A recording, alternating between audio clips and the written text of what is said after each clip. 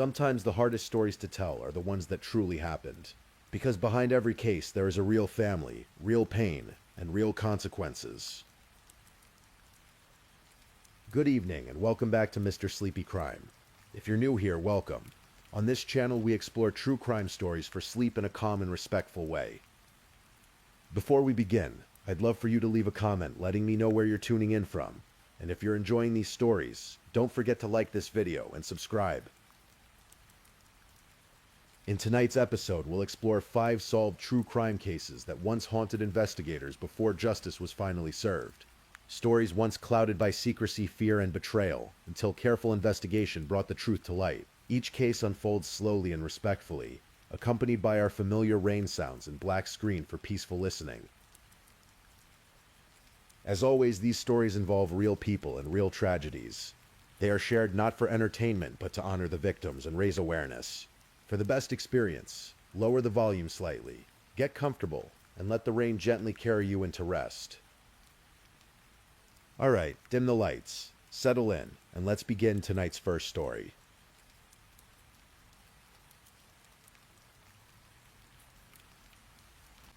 Story 1. The Murder of Hannah Leflar. Tonight we're going to explore a story that unfolded in the winter of 2015. In the quiet city of Regina, Saskatchewan. It's a story about a young girl named Hannah, a story about trust betrayed, and about the darkness that can sometimes hide behind familiar faces. Let the story wash over you as we journey through the events that led to one devastating January afternoon. Take a deep breath, relax, and let's begin. Hannah Maggie Leflar came into this world on a Thursday, November 19th, 1998. Her father, Jeff, was the first person to kiss her sweet face. From the very beginning, Hannah was described as a happy little girl. Though naturally shy at first, she had this remarkable quality. She warmed up quickly to people, and everyone she met felt touched by her presence. She grew up in Regina, Saskatchewan, a city of approximately 200,000 people, where winters are long and cold, and communities are tight-knit. Hannah was fortunate to have 4 loving parents helping to raise her. Her mother, Janet, her stepfather, Wade Anderson, her father, Jeff, and her stepmother, Loredana. She had stepbrothers too, Dylan, Mitchell, and Alexandru. It was a blended family, but a loving one. As Hannah grew from that happy little girl into her teenage years, she blossomed. She was becoming bright, beautiful, and confident. She attended Tom Collegiate in Regina, where she was a grade 11 student on the honor roll. Hannah worked hard at her studies. She had friends. She had a life filled with the normal rhythms of teenage existence. School days, social media, friendships, and yes, eventually romance. In the fall of 2014, as autumn leaves turned golden and fell from the trees in Regina, Hannah was 16 years old. She had recently celebrated her sweet 16th birthday, surrounded by friends who loved her. In photographs from that party you can see her smile, genuine, warm, the smile of someone who had no idea how little time she had left. Around this same time, Hannah had been in a relationship with a boy. For privacy reasons, because he was 16 when these events began. We'll call him by the name the courts eventually released. Skylar Prochner. Skylar was also 16, a classmate, someone who would become part of Hannah's world. But here's something you need to understand about Skylar Prochner. He was not like other teenagers. Behind his everyday exterior, there was something deeply troubled. Court-appointed mental health professionals would later describe him as a deeply disturbed young man. Some would go even further, saying he displayed psychopathic tendencies, a rarity among the thousands of young people they had evaluated over their careers. Skylar had a difficult childhood. He experienced physical and emotional abuse from his mother. He was bullied at school. He witnessed constant fighting between his parents. By the age of 9, he was diagnosed with mild depression. As he grew older, he began telling people he heard voices in his head. Voices that, according to his later testimony, only stopped after Hannah's death. But in the fall of 2014, Hannah didn't know the full extent of what was happening inside Skylar's mind. They dated for a time like teenagers do. And then, as often happens in teenage relationships, Hannah ended it. She wanted to move on. She had every right to move on. Skylar Prochner, however, could not accept this.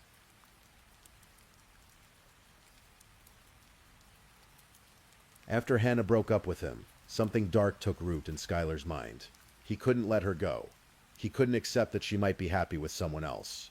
And when he learned that Hannah had started dating a new boy, that darkness grew into something more dangerous, obsession mixed with rage. In the confines of his bedroom, Skylar began fantasizing. Not just idle daydreams, but detailed, elaborate fantasies about hurting people. Specifically, he fantasized about hurting, possibly even killing Hannah's new boyfriend. And he began to make plans. He called it Project Zombify. It sounds almost absurd, doesn't it? Like something out of a teenager's violent video game fantasy. Baseball bats, including one that he drove nails through, creating a medieval-looking weapon. He collected samurai swords, pellet guns, a hacksaw, even a bow and arrow. His room became an arsenal. He recruited several friends to help with his plan. He gathered masks to conceal identities, duct tape to cover shoe prints. He even tried to buy chloroform, wanting to knock Hannah out if she got in the way. But when he couldn't get it, he settled for paint thinner instead. According to Skylar's own testimony, Hannah wasn't supposed to be the target. She would merely be collateral damage if she interfered with the attack on her new boyfriend. Think about that phrase, collateral damage. It's the language of war, of military operations, applied to a 16-year-old girl by her ex-boyfriend. The plan was elaborate, detailed, thought out. And then something happened that should have ended it. Hannah broke up with her new boyfriend. Project Zombify lost its target. The plan was called off. For a brief moment, tragedy might have been averted. But Skylar's obsession with Hannah didn't end. After the breakup, Skylar tried again to win Hannah back. He approached her, attempted to convince her to renew their relationship. But Hannah, exercising the agency and independence that any 16-year-old girl should have, told him clearly to leave her alone. She wanted to move on with her life. So Skylar created a fake Facebook account. In the shadows of social media, where anyone can be anyone, he began stalking her online, watching her posts, seeing who she talked to, monitoring her life from behind a digital mask. And then Hannah started dating someone new, another boy. When Skylar learned about this, the rage that had been simmering inside him reignited with even greater intensity. This time, though, he didn't want to hurt Hannah's boyfriend. This time, his focus had shifted. This time, Hannah herself became the target. In September of 2014, while Skylar was briefly in a psychiatric unit for his mental health issues, he had a conversation with a female friend on Facebook. The messages were later recovered and presented in court. In them, Skylar wrote chilling words. "I kinda really want to kill Hannah. Like, it literally crosses my mind pretty much every day. I pretty much have it all planned out, and I don't think she's safe around me. If I saw her with another guy, I'd probably kill them both." 3 months before Hannah's death, Skylar wrote something even more disturbing. "I think I might become a serial killer." The friend who received these messages was horrified, but she didn't know what to do. And here's one of the most heartbreaking aspects of this entire story. Dozens of teenagers knew that Hannah was in danger. Dozens. They knew Skylar was making threats. They knew he was unstable. But nobody told the adults who could have intervened. Nobody called the police. Nobody warned Hannah's parents. In the world of teenagers, where loyalty to friends often trumps everything else, where nobody wants to be labeled a snitch, where the consequences of violence seem abstract and far away, nobody spoke up. For his new plan, Skylar recruited someone he thought he could trust, his lifelong friend. This second teenager, who cannot be named because he was 16 at the time and received a youth sentence, would play a crucial role in what was about to happen. Skylar gave this friend specific instructions. He asked him to bring a knife to school, and crucially, he asked him to convince Hannah to come to her house after school, where she would be alone. The friend was supposed to make up some reason, some excuse that would get Hannah to agree to hang out with him at her home. Hannah's friends later said that she found the invitation sketchy. She told her own boyfriend, "I don't trust him." Some deep instinct within her sensed that something was wrong.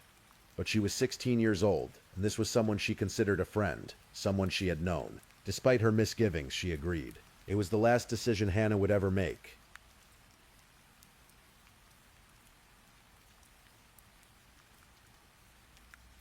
January 12th, 2015 was a Monday. A school day like any other in the depths of a Saskatchewan winter. The temperature in Regina that day would have been well below freezing.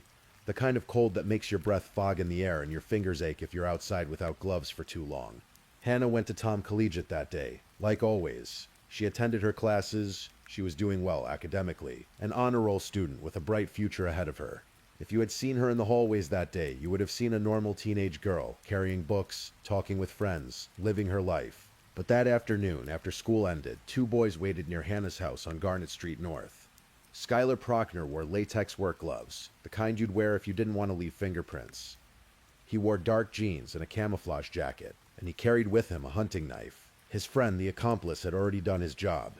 He had convinced Hannah to meet him at her house. She had agreed, despite her misgivings, despite telling people it felt sketchy, and now she was heading home. The two boys staked out the house, waiting, watching. Hannah's stepfather, Wade Anderson, was at work. Her mother, Janet, was at work. The house at 400 Garnet Street North was empty. It should have been a safe place home, the one place where you're supposed to be protected from the world's dangers. Hannah arrived. The accomplice went with her into the house, and then Skylar followed.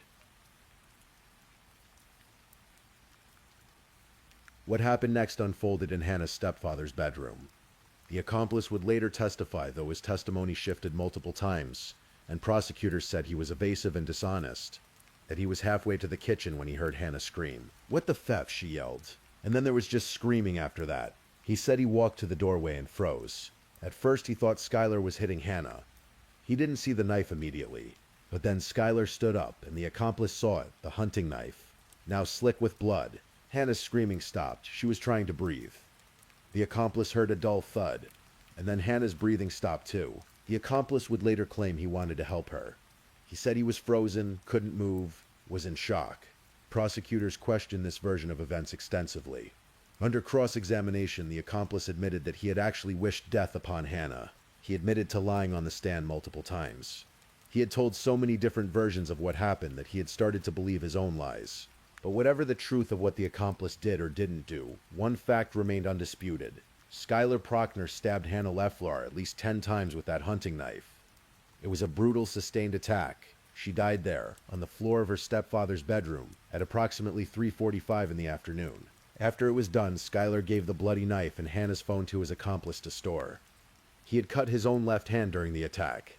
Then, with Hannah lying dead behind them, the two teenagers left the house. At the accomplice's request, or so he claimed, a text message was sent to one of their friends. "Project Zombify is complete." Skylar Prochner went to a female friend's house. His hand was bleeding from where he'd cut it. When the friend and her mother saw the injury and asked what happened, Skylar told them he'd hurt his hand in a hunting accident. The friend's mother, wanting to help, drove him to Regina General Hospital for treatment. At the hospital, medical staff treated his wounded hand. They had no idea that the injury had come from murdering a teenage girl just a short time earlier. Skylar received care and was sent on his way. Meanwhile, Wade Anderson, Hannah's stepfather, was finishing up his workday. He came home at the usual time, probably thinking about what to make for dinner, what the evening would hold. All the mundane thoughts that fill our minds as we return home. He walked into his house on Garnet Street North, and there, on the floor of his bedroom, he found Hannah. Face down, dead.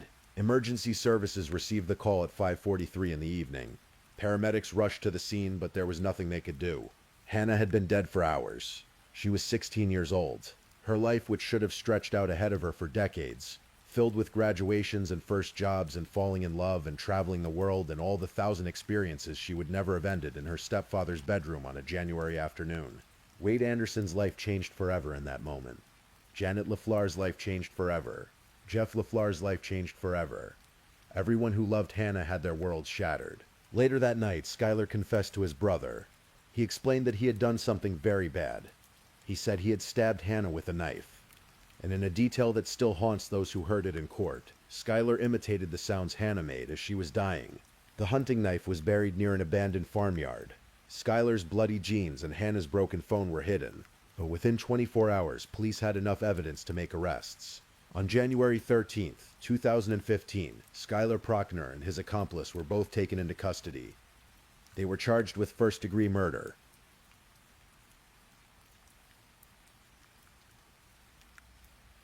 One week after Hannah's death, on January 19th, 2015, the Regina community held a candlelight vigil. It began at exactly 5:43 in the evening, the same time emergency workers had been called to Hannah's home 7 days earlier. Over 100 people gathered at Tom Collegiate. Many of them were students who had known Hannah. Some were parents, unable to imagine the horror of burying their own child. They lit candles against the January darkness. They walked from the school to Garnet Street, to the house where Hannah had died. Many shed tears as they set candles down outside the Leflar home. One of the organizers, a woman named Candace Nagy, explained why she felt compelled to do something. My son was friends with her, and I need to do something for healing for the kid. Healing for the parents. I can't imagine having to bury my child. Hannah's obituary, published in the Regina Leader Post, described her as having been a happy little girl who touched everyone she met throughout her short life. It said she was growing into a bright, beautiful, confident young woman when her life was taken suddenly and tragically. Her family, her mother Janet, her stepfather Wade, her father Jeff, her stepmother Loredana, her stepbrothers, all faced a grief that defied description. Janet LaFleur would later say they were living in hell, trying to find some semblance of normalcy but unable to do so. The home where Hannah died remained their home, and Janet lived with constant anxiety about being in the place where her daughter was murdered.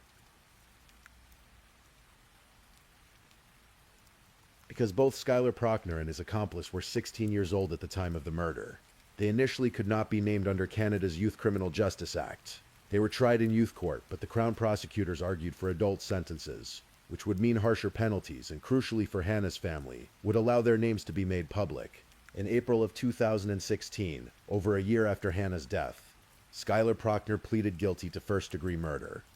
His accomplice was originally also charged with first-degree murder, but eventually pleaded guilty to second-degree murder. The sentencing hearings revealed disturbing details that the public hadn't known before. Evidence was presented about the weapons found in Skylar's room, the arsenal he had been collecting. Facebook messages were made public, showing his threats against Hannah and his musings about becoming a serial killer. Psychiatric evaluations were discussed in open court. Dr. Brent Harold, who works with psychiatric diseases at the Paul DeJack Youth Center where Skylar was held, had 17 sessions with the teenager over the course of 2 years.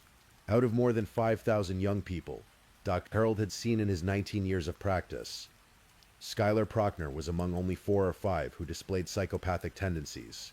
The doctor testified that Skylar showed a lack of empathy and remorse, demonstrated callousness, and needed significant treatment. Without it, Harold said, Skylar was likely to re-offend. Another psychiatrist, Dr. Oladapo Soyemi, wrote in his report that Skylar had experienced numerous childhood adversities, including physical and emotional abuse from his mother, bullying at school, and witnessing constant parental conflict. But none of these factors excused what he had done. The judge who would ultimately sentence him, Justice Jennifer Pritchard, noted that these issues might explain some things about Skylar's psychology, but she wrote, "It does not rev them up to commit this type of cruel, persistent, bloody, and hands-on first-degree murder." On July 5, 2017, 2.5 years after Hannah's murder, Justice Jennifer Pritchard announced her sentencing decision for Skylar Prochnow. She had decided to sentence him as an adult. Skylar Prochnow, now 19 years old, was sentenced to life imprisonment with no eligibility for parole for 10 years. Under Canadian law for first-degree murder, this was the mandatory sentence once the adult designation was made. As the sentencing was read, Skylar was reportedly expressionless, looking up and listening to the judge but showing no visible emotion. When the decision was announced, something unusual happened in the courtroom. People applauded. Crown Prosecutor Chris White later said it was the first time in his career he had heard applause in a courtroom, but he understood it as the family's expression of relief. Hannah's mother, Janet LaFleur, spoke to reporters afterward. "We're relieved that he got the adult sentence," she said. "We can finally say Skylar Prochnow murdered my daughter, but there are no winners today." And then she added something that revealed her determination. "I'll be back to fight for that too," referring to Skylar's eventual parole hearing, still a decade away. The family had been pushing hard for the adult sentence for a specific reason. They wanted Skylar Prochnow's name to be public. "I want his name Googled," Janet had said before the sentencing. She wanted the world to know who killed her daughter. In her 45-page sentencing decision, Justice Pritchard called Skylar the sole architect of Hannah's murder. She said he was fueled by jealousy and anger. She noted the brutality of the attack, describing it as cruel, persistent, bloody, and hands-on. She considered the way he killed Hannah and his perseverance in carrying out the attack, calling it a brutal and sustained attack. Skylar Prochnow was sent to a federal penitentiary to serve his sentence. He had been in custody at the Paul DeJack Youth Center since his arrest on January 13, 2015, more than 900 days, but now he would be transferred to an adult facility. The case of Skylar's accomplice was more complicated. Prosecutors argued that he should also receive an adult sentence, despite his claims that he had frozen during the attack and hadn't physically participated in the stabbing. The Crown Prosecutor Chris White made a powerful argument. He pointed out that the accomplice had lured Hannah to her house, knowing what Skylar intended to do.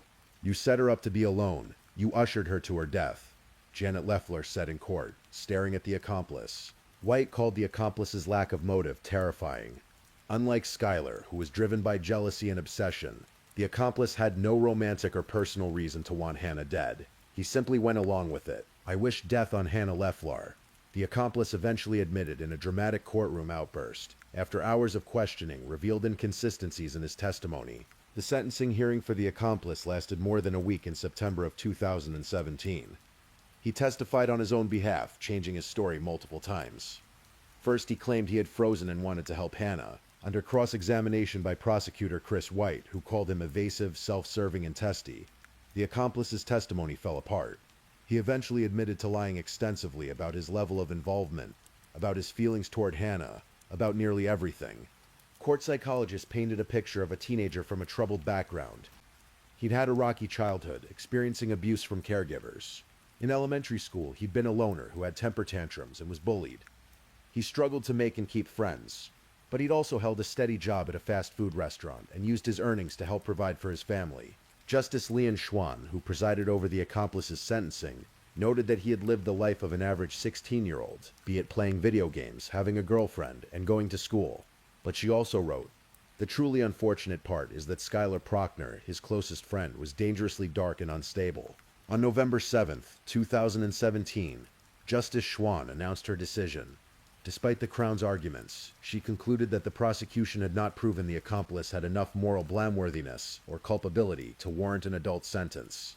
The accomplice, now 19 years old, received a youth sentence, 7 years through Saskatchewan's intensive rehabilitative custody supervision program, with 4 years to be served in custody and 3 years in the community. Because of the youth designation, his name would remain protected by law.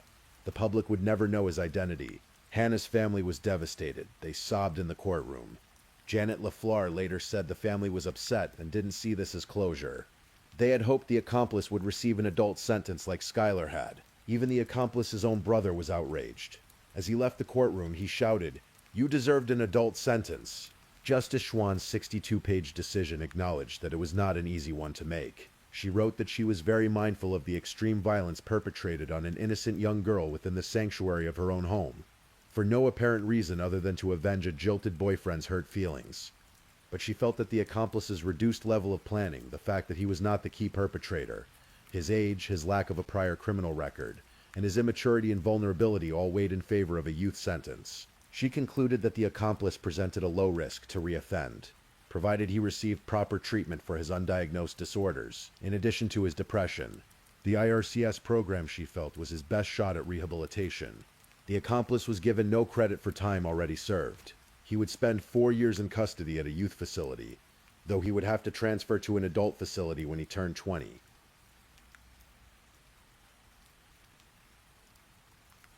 In October of 2018, the accomplice had his mandatory yearly sentencing review.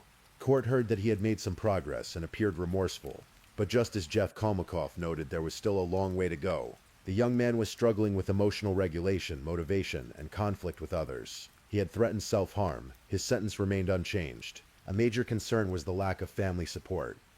The accomplice's parents did not attend the review hearing.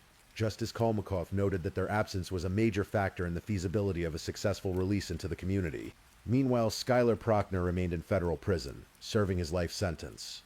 Under Canadian law, he would not be eligible to apply for parole until January 13, 2025, 10 years after his arrest.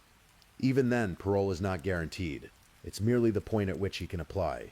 Janet Leffler has made clear that when that time comes, she will be there to oppose his release. "I'll be back to fight for that too," she promised.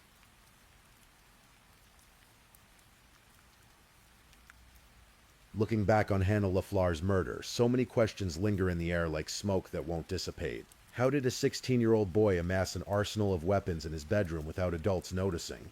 Skylar had knives, samurai swords, pellet guns, a hacksaw, a bow and arrow, and a baseball bat with nails hammered into it. Where were the parents? Where were the other adults in his life? How did dozens of teenagers know that Hannah was in danger? Yet not one of them told an adult who could have intervened. Friends later testified that they knew Skylar was making threats. They knew he was unstable. They knew Hannah wasn't safe. But the code of teenage loyalty, the fear of being labeled a snitch, The inability to grasp that this threat was real kept them all silent. What if just one person had spoken up? What if someone had shown those Facebook messages to a parent, a teacher, a school counselor, a police officer? Would Hannah Leffler still be alive? And what about Hannah herself, who felt that the invitation was sketchy, who told people I don't trust him? She had good instincts. Something inside her knew. But she was 16 years old and he was a friend, and surely nothing that bad could happen. How many times do we all ignore our own instincts because we don't want to seem rude or paranoid? The psychology professor at the University of Regina, Dr. Bridget Kless, spoke about the unique trauma of losing a loved one to violence. The loss itself is always going to be horrifying, she said. When death comes suddenly and violently, when it happens to someone young in a place that should have been safe, the grief becomes more complicated, more difficult to process. Janet LaFleur said she severed some relationships because of her grief. She hasn't been able to work since the day Hannah was killed. She lives with anxiety about being in the home where her daughter was murdered. Wade Anderson will forever carry the memory of finding Hannah's body. Jeff LaFleur lost his only child. You can't go forward, you can't go back, you're in limbo, Jeff said. We've been given a life sentence.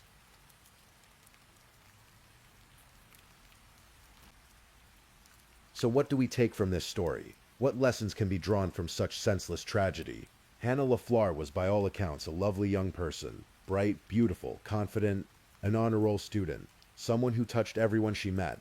She had her whole life ahead of her, and it was stolen from her by someone who couldn't accept that she had the right to move on, to make her own choices, to live her own life. Her story is a reminder of how deadly obsession can be, of how rejection can fester in unstable minds and transform into rage, of how important it is to take threats seriously, even when they come from teenagers who might seem like they're just talking tough.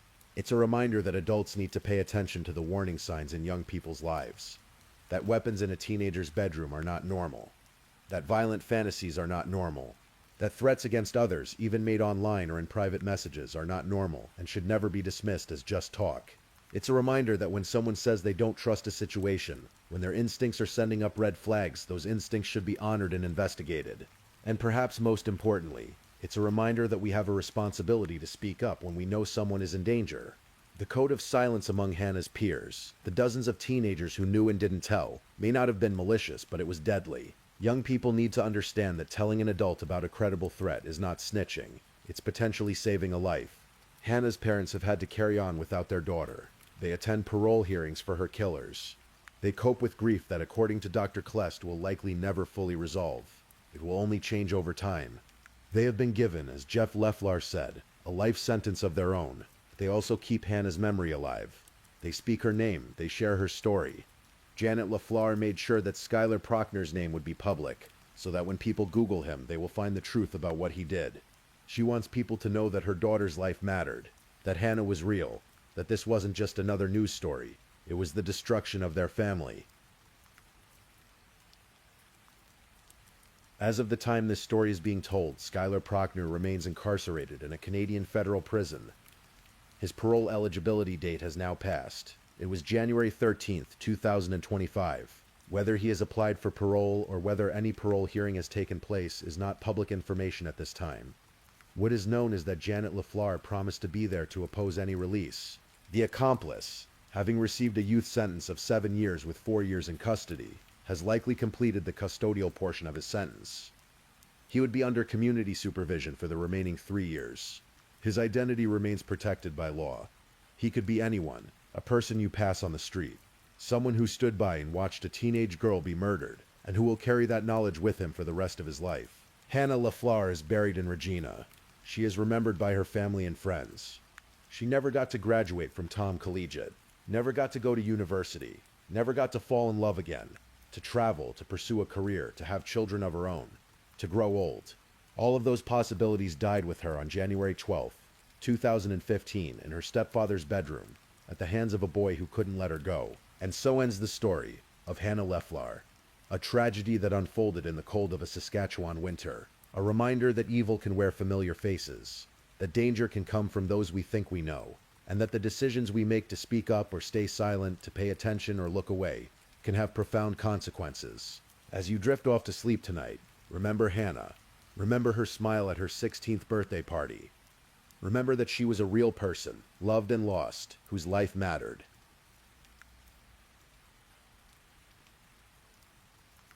If this is your first time listening to one of our true crime stories, welcome to Mr. Sleepy Crime, where we explore these cases in a calm and respectful way. I also want to take a moment to appreciate my amazing subscribers who've been rocking with me. Thank you so much for your continued support. If you're still awake and listening, don't forget to drop a comment. Let me know where you're tuning in from and the current time in your corner of the world. Or just say something to let me know you're still here. And if you haven't already, be sure to like this video and subscribe so you don't miss our next true crime stories for sleep. Now let's move on to our second story.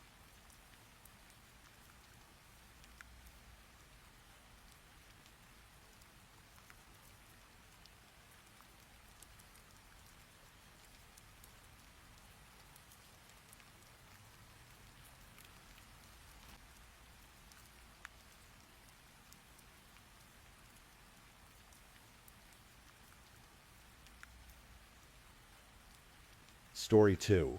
The Murder of Joshua Hilberling.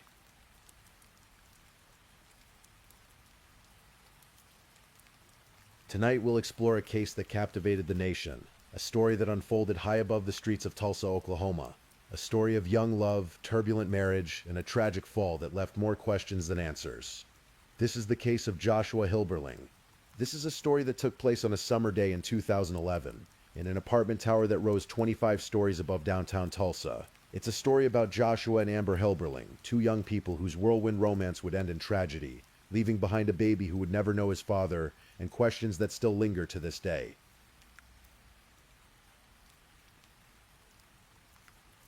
Joshua Blaine Hilberling was born on May 30th, 1988, in Tulsa, Oklahoma. Those who knew him described Josh as kind-hearted and selfless, the type of person who would put others' needs before his own. He had that quiet strength that comes from genuine compassion.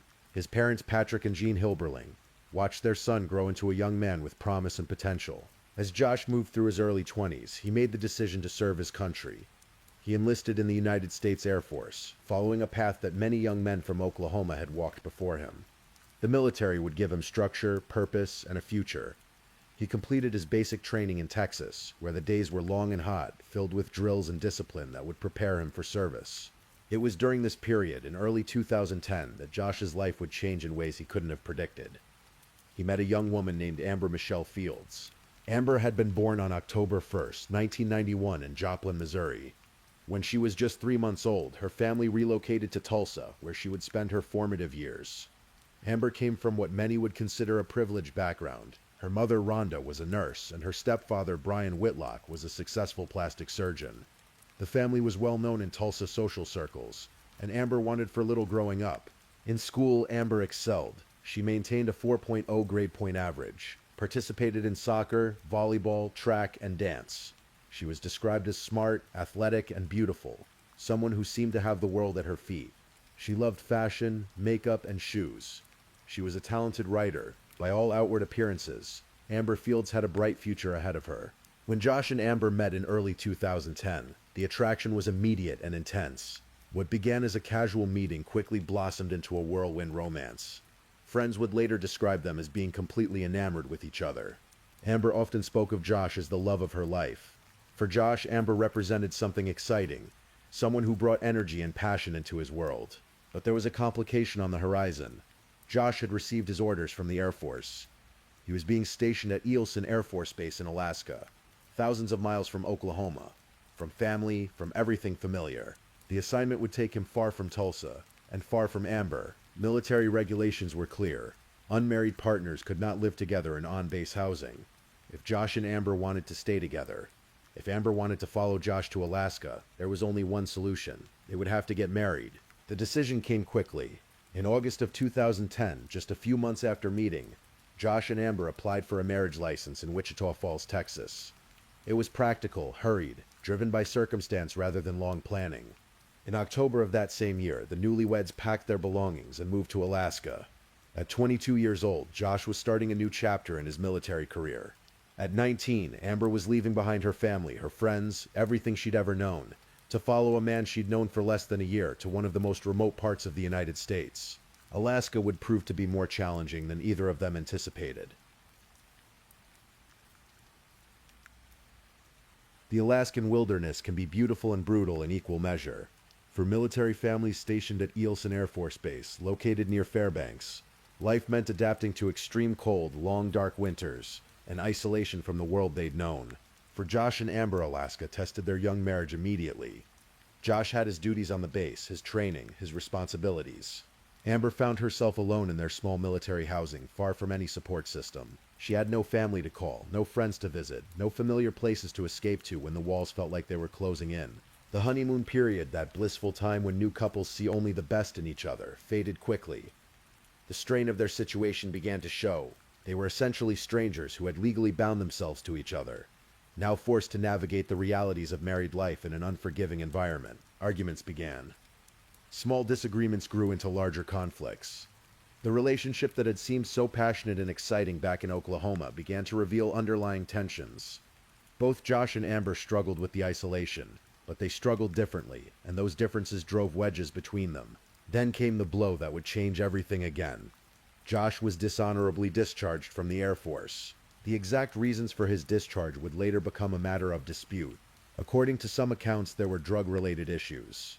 Amber would later tell television host Dr. Phil that Josh had been released partly because of these problems. There were also reports of incidents involving the couple, including one where Josh allegedly threw a plate at Amber and attempted to damage her breast implants.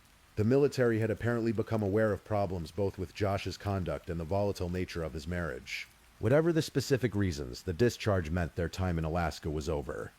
Josh and Amber were headed back to Tulsa, back to family, back to a place where their problems would no longer be hidden in the isolation of an Alaskan military base. Their return to Oklahoma should have offered a fresh start. Instead, it brought new complications. With nowhere else to go, Josh and Amber moved in temporarily with Amber's mother and stepfather, Rhonda and Brian Whitlock. The arrangement was meant to be short-term, just until the young couple could get on their feet and find a place of their own. But cramming two troubled newlyweds into a home with in-laws created a pressure cooker situation. The arguments between Josh and Amber didn't stop. If anything, they intensified. Now they were happening under Rhonda and Brian's roof, and the Whitlocks had a front row seat to just how dysfunctional their daughter's marriage had become. The primary point of conflict, according to later testimony, centered around drug use. The Whitlocks accused Josh of using drugs. They demanded that he leave their home. Amber, despite the obvious problems in her marriage, made a choice. She could stay with her wealthy, supportive family, or she could leave with Josh. She chose Josh. This decision, made in the heat of emotion and conflict, would prove to be one of the most fateful of her young life. Rhonda Whitlock, despite her frustrations with Josh, still cared about her daughter's well-being. She owned a spare apartment at the University Club Tower on South Carson Street in downtown Tulsa. The building was a high-rise, one of Tulsa's taller structures, built back in 1966. Rhonda typically used the apartment for out-of-town guests, but now she offered it to Josh and Amber as a place to live while they sorted out their situation. The apartment was on the 17th floor. Later, this detail would become crucial, though at the time it seemed unremarkable. It was Unit 2509. The windows in the apartment, like all the windows in the aging building, were large and offered sweeping views of downtown Tulsa. On a clear day, you could see for miles. By the spring of 2011, Josh and Amber had settled into this high-rise apartment. But settling in didn't mean finding peace. The relationship continued to deteriorate, and then Amber discovered she was pregnant.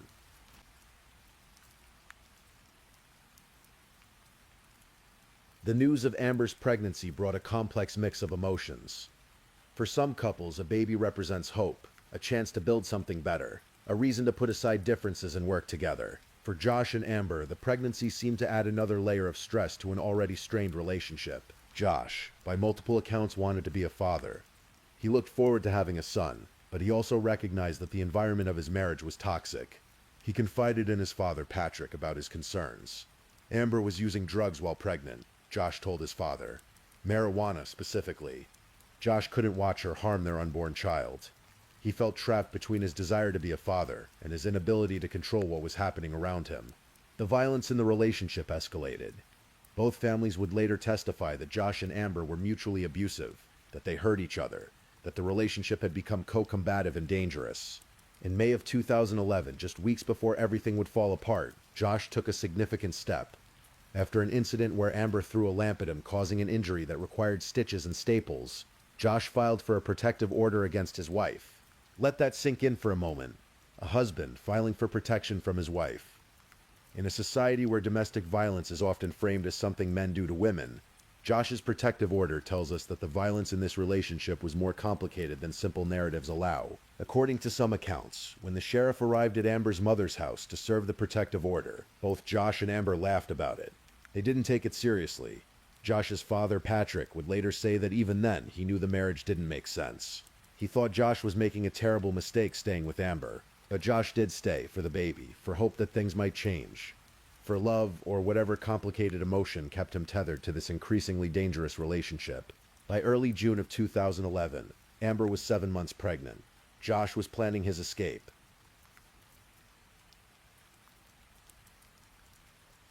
The morning of June 7th began like many others in apartment 2509. Josh and Amber were in their high-rise home, with all of Tulsa spreading out below them through those large windows. But this day was different. Josh had made a decision. He had called his father and told him he wanted to leave. He wanted a divorce. He wanted custody of the baby. He couldn't continue watching Amber use drugs while pregnant. Patrick wanted to help his son, wanted to give him a ride away from the apartment, but he couldn't get off work. Josh would have to wait. Inside the apartment, Josh had begun packing. His bags were ready. The evidence would later show that he was preparing to leave that very day. The marriage was over, even if the final words hadn't been spoken yet. Sometime during the day, maintenance workers arrived at the building to perform repairs. A man named Eladio Rosales was among them. He would later become an important witness, someone who could testify to what he heard and saw that day. The argument began in the living room. According to Amber's later account, they were yelling at each other, standing about 5 to 6 feet apart. The fight was about Josh leaving, about the dissolution of their marriage, about all the pain and anger and fear that had built up over months of conflict.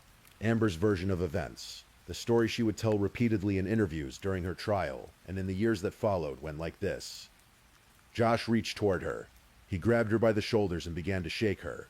Amber, thinking of her unborn baby, pushed Josh away from her to protect herself and her child. Josh lost his balance. He stumbled backward, and then in a moment that would change everything, he fell through the window that should have been stronger, the window that was made of glass too thin for a high-rise building. The window that shattered on impact, sending Josh tumbling into open air. The neighbor in the adjacent apartment reported hearing the sounds of a fight, then silence, then screaming. Josh fell 17 stories. The drop took approximately 3 to 4 seconds. He landed on the concrete roof of the 8th floor parking garage. At just 23 years old, Joshua Blaine Hilberling was dead.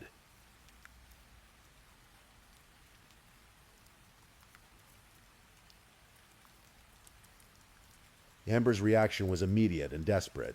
She ran to the elevator and rode down to the 1st floor, searching frantically for Josh. When she couldn't find him there, she looked up and realized where he must have landed. The parking garage roof. She rushed to the elevator again, joined by the apartment manager who tried to calm her down, tried to prevent her from making a scene. But Amber was beyond calm. When she reached the parking garage, she ran to Josh's body. The scene was horrific. The fall from 17 stories had caused catastrophic injuries. Medical examiners would later document that Josh had broken bones in both arms, both legs, most of his ribs, his sternum, his pelvis, and his neck. His lungs were bruised, his liver and spleen lacerated, his kidneys injured. The trauma was absolute, but Amber didn't see a body beyond help. She saw her husband. She screamed for someone to save him. She kissed his face. Despite the obvious severity of his injuries, she begged for paramedics to help him, to bring him back. Officer Don Holloway was among the first police to arrive at the scene. He found chaos. Paramedics working on a body that was clearly beyond saving. Amber hysterical. Witnesses gathering. Holloway's first thoughts went to suicide, or accidental fall. Murder was the furthest thing from his mind. He approached Amber gently, separated her from the body, and suggested that he take her down to the detective division of the Tulsa Police Department. During the ride, Amber remained incredibly upset. She kept asking Holloway if the paramedics were still working on Josh, if they had brought him back to life. Amber's grandmother arrived at some point during the chaos. Together, Amber and her grandmother were taken to the police department. At this point, Amber was not a suspect. She was a witness, a grieving widow. The police wanted her statement, wanted to understand what had happened. What the police didn't fully realize yet was that they were about to receive a confession. The video footage from the Tulsa Police Department interrogation room would become one of the most crucial pieces of evidence in the case against Amber Hilberling. The recordings captured Amber in the hours immediately following Josh's death, still in shock, still processing what had happened. Amber was placed in the interrogation room with her grandmother. The police were recording, though they were not actively interrogating her. They were simply listening, documenting, letting Amber speak, and speak she did. In the recording, Amber can be heard saying, "I'm a horrible person. I pushed my husband and made him fall out the window." She repeated several times that she couldn't stop seeing Josh falling to his death. She wondered aloud if he knew he was dying as he fell. Did he say a prayer? Did he curse her name? The thoughts tormented her, played out in real time on the video. Her grandmother tried to help, telling Amber she was in shock, advising her not to speak to police without an attorney present. But the damage from a legal perspective was already done. Later in the recording, Amber could be heard saying more. She talked about how Josh's parents had warned that if she and Josh stayed together, she would kill him. The prophetic nature of that statement couldn't have been lost on the investigators watching and listening. There were also statements that seemed to contradict what would later become her defense. At one point, she said something to the effect of, "He was messing with the TV and I pushed him." This suggested a different scenario than the self-defense narrative that would emerge during the trial. When news of the incident began to spread, when Josh's family learned what had happened, the reactions were immediate and unambiguous. Josh's father, Patrick, told investigators that when he saw the police chaplain, he knew immediately that Amber had killed his son. "She finally did it," he said. The implication was clear. The family had been expecting something like this.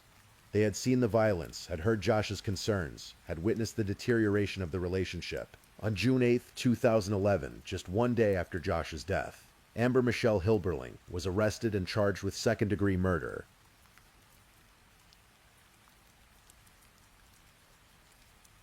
The investigation into Josh's death moved quickly.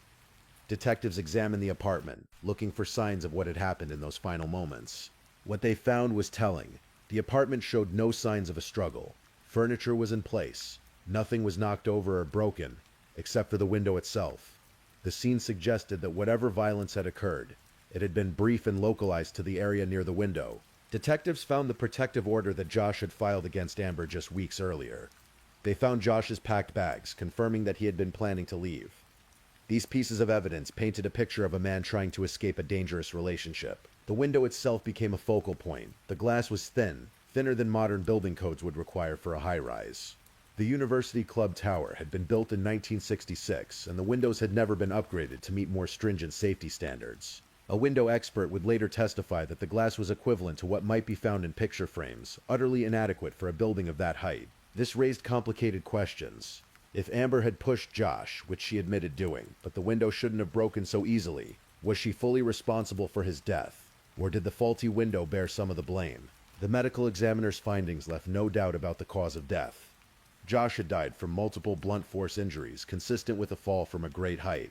The specific pattern of injuries couldn't determine whether Josh had gone through the window face first or back first, which became important for determining whether he had been pushed from behind or had fallen backward during a confrontation. As the case developed, both the prosecution and the defense began to build their narratives. The prosecution saw a clear case of murder. Amber had a history of violence toward Josh. She had thrown a lamp at him hard enough to require medical attention. She had admitted on camera to pushing him out the window. She was volatile, possibly using drugs, and when Josh tried to leave her, she killed him in a fit of rage. The defense saw something different. They saw a young woman in an abusive relationship who had acted in self-defense. Yes, she pushed Josh, but only after he grabbed her while she was 7 months pregnant. The push was defensive, meant to get him away from her and protect her unborn child. The window breaking was a tragic accident, an unforeseeable consequence of faulty building maintenance. The state offered Amber a plea deal. If she would plead guilty to killing Josh, they would recommend just 5 years in prison. Given that she'd already served time in jail, awaiting trial, she could potentially be out in a few years.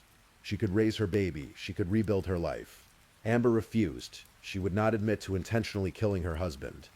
She maintained that she never meant for Josh to die, that the window wasn't supposed to break, that this was a terrible accident during a moment of self-defense. So the case went to trial.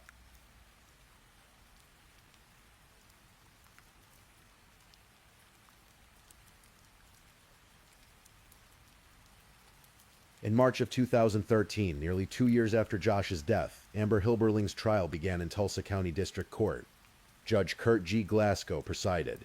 The case had garnered significant media attention, with the narrative of a beautiful young woman accused of killing her Air Force veteran husband capturing national interest. The prosecution presented their case methodically. They showed the jury the crime scene video, the same footage that showed Josh's broken body on the parking garage roof. They displayed photographs of his catastrophic injuries, images so disturbing that they were projected on the courtroom wall for everyone to see. Jurors, family members, everyone in that courtroom had to confront the brutal reality of what had happened to Josh. The medical examiner testified in detail about Josh's injuries. Both arms broken, both legs broken, most ribs fractured, sternum shattered, pelvis crushed, neck broken. The internal injuries were just as severe. It was a level of trauma that made clear there had been no chance of survival. The prosecution played the interrogation room videos. The jury heard Amber say, "I'm a horrible person. I pushed my husband and made him fall out the window." They heard her wonder if Josh had cursed her name as he fell. They heard the raw, unfiltered thoughts of someone who had just caused another person's death. The prosecution emphasized Amber's history of violence. They brought up the lamp-throwing incident, the protective order, the documented pattern of abuse that Josh had endured. They pointed to Josh's packed bags as evidence that he was trying to escape, that on the very day he died, he was planning to leave Amber for good. The defense had a different story to tell. Amber herself took the stand, which is always a risky move in a murder trial. She testified that she and Josh were arguing because she had told him she wanted a divorce. During the argument, she said Josh grabbed her by the shoulders. She was 7 months pregnant, and her first thought was protecting her baby. She pushed him away, not intending to hurt him, certainly not intending to send him through a window into his death. The defense called a window expert, who testified about the inadequacy of the glass in the University Club tower. He explained that the windows were not up to code, that they were far too thin for a high-rise building. The expert's testimony supported the theory that the window breaking was not something Amber could have reasonably anticipated. The defense also emphasized that Josh had his own history of violence. They referenced the Air Force incident where Josh had allegedly thrown a plate at Amber and tried to damage her breast implants. They painted a picture of mutual combat, two people who hurt each other, trapped in a cycle of violence. Amber's attorneys pointed out that there were fingerprint marks and scratches on Amber's shoulders, consistent with her claim that Josh had grabbed her. The defense argued that this was a case of imperfect self-defense, that Amber had acted to protect herself, but that the response had led to an unintended tragedy. The jury deliberated on whether they believed Amber's version of events or the prosecution's interpretation. Was this self-defense gone wrong, or was this an angry, violent woman who pushed her husband out a window in a rage? On March 18, 2013, the jury returned their verdict: guilty of second-degree murder.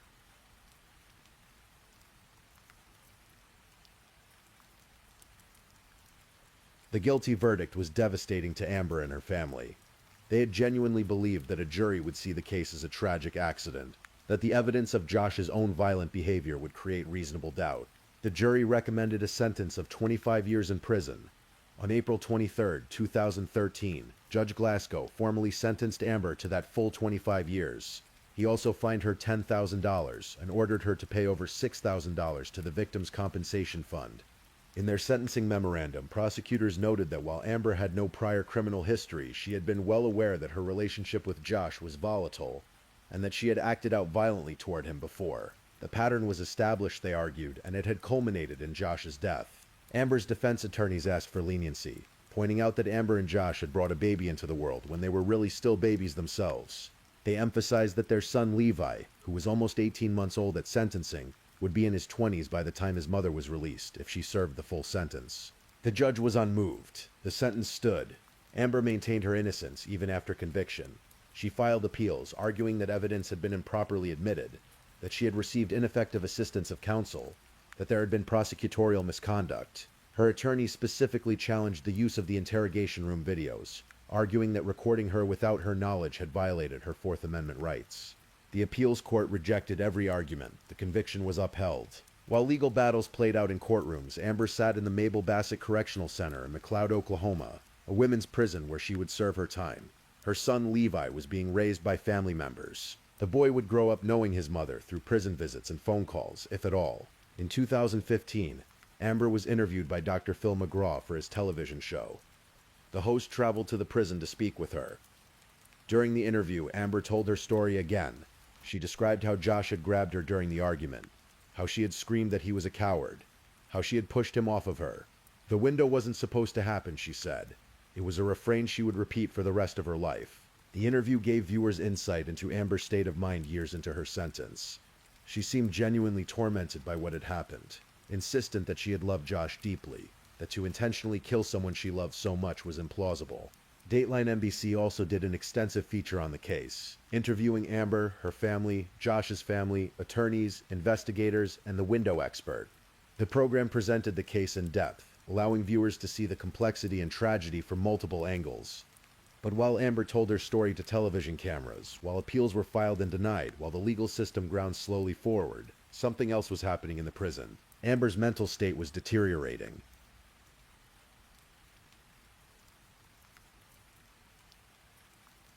Prison is difficult for anyone, but for a young woman who had come from a wealthy family, who had grown up with every advantage, the experience was particularly brutal. Amber was serving her time at Mabel Bassett Correctional Center, a facility that was overcrowded, understaffed, and plagued by the kinds of problems that afflict many state prisons. Oklahoma has the highest incarceration rate in the United States, for both men and women.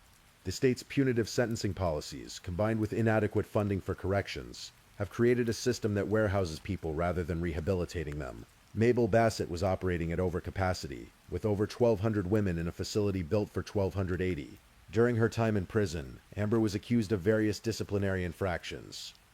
According to Department of Corrections records, she faced accusations of indecent exposure and failed multiple drug tests. In December of 2011, shortly after entering the system, she tested positive for marijuana on 2 separate occasions. These infractions painted a picture of someone struggling to adapt to prison life, someone who was perhaps self-medicating to cope with the trauma and guilt of what had happened. But there were more troubling signs than simple disciplinary issues. In the months leading up to October of 2016, Amber's behavior became increasingly concerning. She had been prescribed psychotropic medications for mental health issues. But according to a later lawsuit filed by her mother, Amber was not consistently receiving these medications.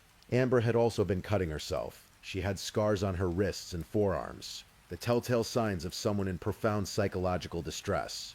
Self-harm in prison is a red flag that correctional staff are trained to watch for, a warning sign that an inmate may be suicidal. Whether the staff at Mabel Bassett were properly monitoring Amber's mental health would later become a matter of legal dispute. Just 3 days before her death, Amber sent a letter to an ABC affiliate news station in Tulsa, agreeing to their request for an interview. In the letter, she wrote that she couldn't let go of the hope that using her own voice to talk about her own life would be the one chance she had to change the circumstances of her reality. It was the letter of someone desperate to be heard, to be understood, to somehow alter the trajectory of her life. On October 24, 2016, at approximately 5:33 in the afternoon, correctional officers found Amber Hilberling hanging in her cell. Staff attempted to revive her, working for 15 minutes to bring her back. But it was too late. Amber was pronounced dead at 25 years old, having served just over 3 years of her 25-year sentence. The medical examiner ruled the death a suicide by hanging. The autopsy revealed that Amber had methamphetamine in her system at the time of her death, along with the cuts on her wrists and forearms that indicated she had been self-harming. The official story was simple. A young woman serving time for murder had taken her own life in prison. It happens. Prisons are places where despair can overwhelm even the strongest will to survive. But Amber's family didn't accept this conclusion.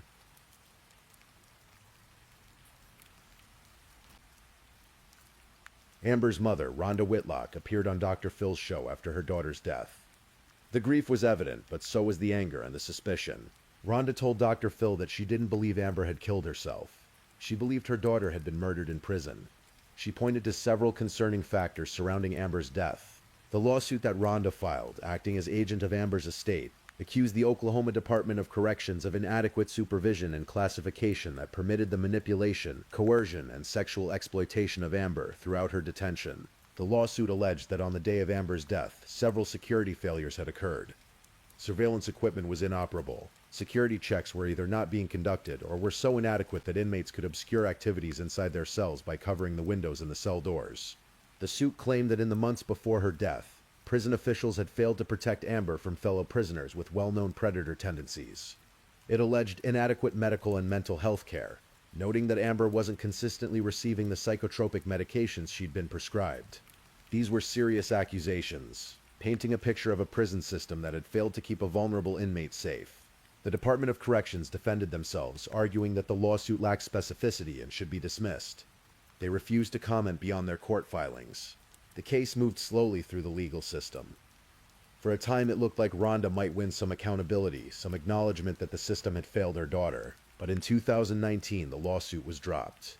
The reasons for dropping it aren't entirely clear from public records, but the result was that no court would ever make official findings about whether prison officials bore responsibility for Amber's death. Rhonda maintained publicly that she believed Amber was innocent of Josh's murder, that the couple had been mutually combative, and that Josh's death had been a terrible accident. She also maintained that her daughter had been murdered in prison, though she could never prove it. The questions lingered. Was Amber's death really a suicide? Or was something more sinister happening in the Oklahoma prison system? Was a troubled young woman failed by institutions that should have protected her? There are no clear answers to these questions. Like so much in the story of Joshua and Amber Hilberling, the truth is complicated, contested, and ultimately unknowable.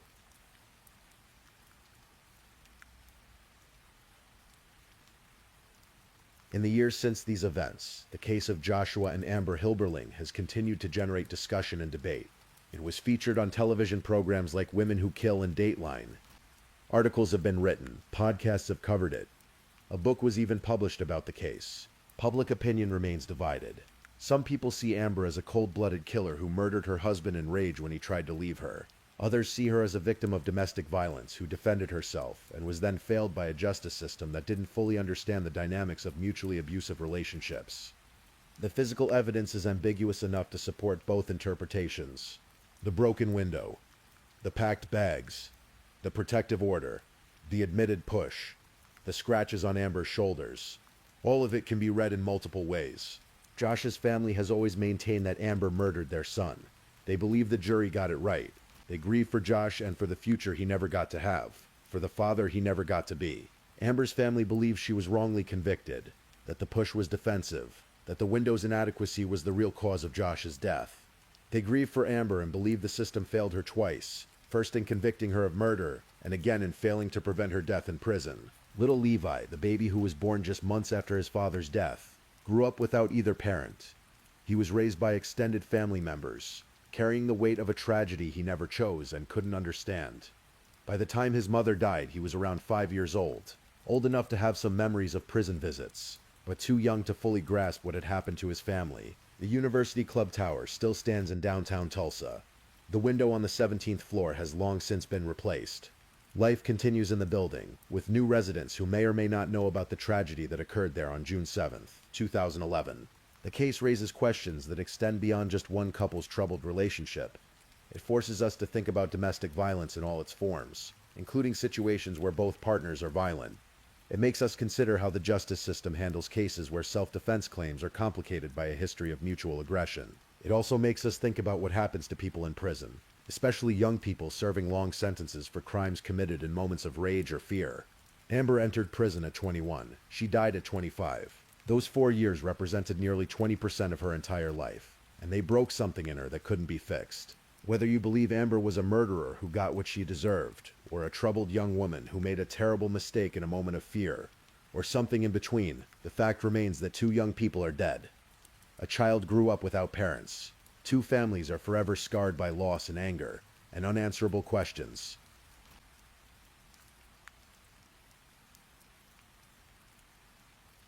As we come to the end of this story, take a moment to just breathe. The details will fade as you drift towards sleep. That's okay, you don't need to remember every fact, every date, every name. What remains is the human tragedy at the core of this case. 2 young people who met and fell in love, who made choices that led them to a high-rise apartment in Oklahoma, to an argument on a summer day, to a window that wasn't strong enough, to 17 stories of fall time that ended everything. Joshua Hilberling never got to meet his son. He never got to grow old. His life ended violently, painfully, in a way no one deserves. Amber Hilberling never got to raise her child. She spent the last years of her life in a prison cell, tormented by what happened, insisting until the end that she never meant for Josh to die. Their story is a reminder that domestic violence is complicated, that relationships can be toxic in ways that endanger everyone involved, that quick decisions made in moments of anger or fear can have consequences that echo for years. It's a reminder that the justice system, for all its procedures and rules, can't always give us the neat answers we want. Sometimes guilt is clear. Sometimes it's murky. Sometimes reasonable people looking at the same evidence reach completely different conclusions. And it's a reminder that prisons are places where vulnerable people can fall through the cracks, where mental health crises can end in tragedy, where the systems meant to contain and rehabilitate can instead destroy. As you drift off to sleep, let these thoughts settle gently. Tomorrow, this story will be just a memory, something you heard once in the quiet hours of night. But for now, in this moment, we've remembered Joshua and Amber, two people whose lives became entwined in tragedy.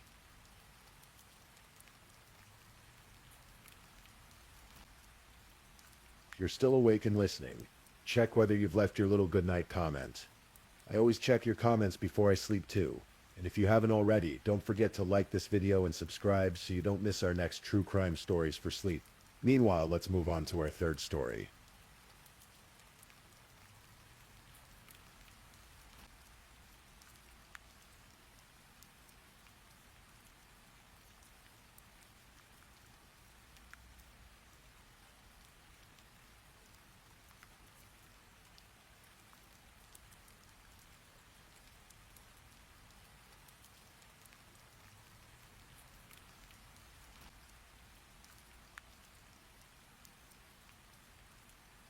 Story 3.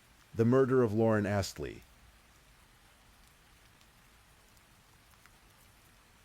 Tonight we're traveling to a quiet corner of Massachusetts, to a town where everyone knew everyone, where teenagers went to football games on Friday nights and spent summers by the lake. It's a story about young love, about the fragile nature of teenage relationships, and about a tragedy that would shake an entire community to its core. This is a story that matters, not because of its darkness, but because of what came after, because of the light that emerged from unspeakable pain. So breathe deeply, let yourself relax, and listen.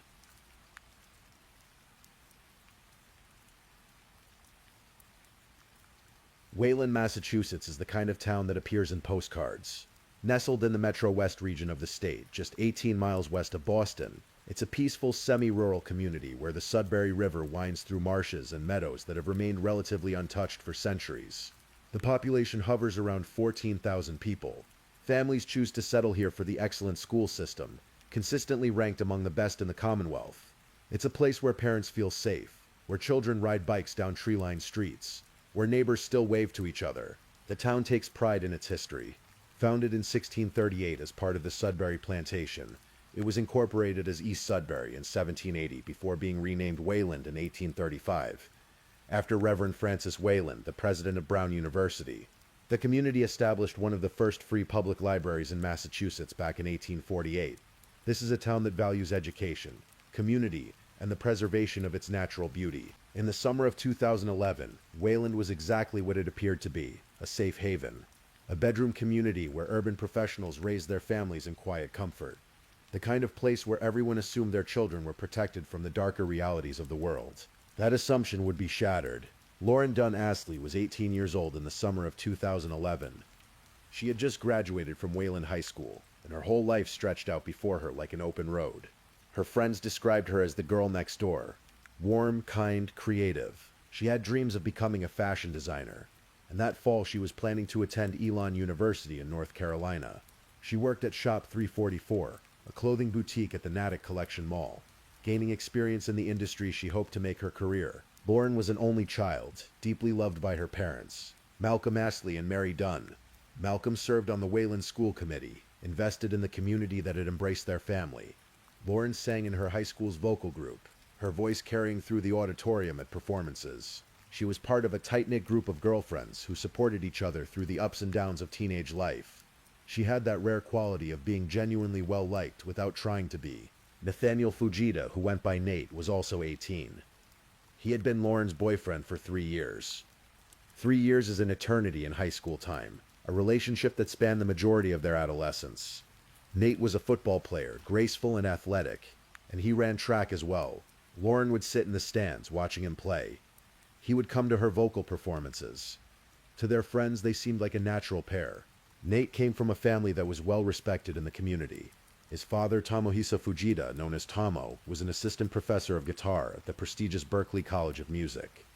The two families had grown close over the years, so close that Lauren had even interviewed Nate's father for a school project, a video posted on YouTube in June of 2010. The footage shows a comfortable familiarity, a teenager at ease with what felt like a second family. The relationship between Lauren and Nate had begun when they were just 14 years old in their sophomore year of high school.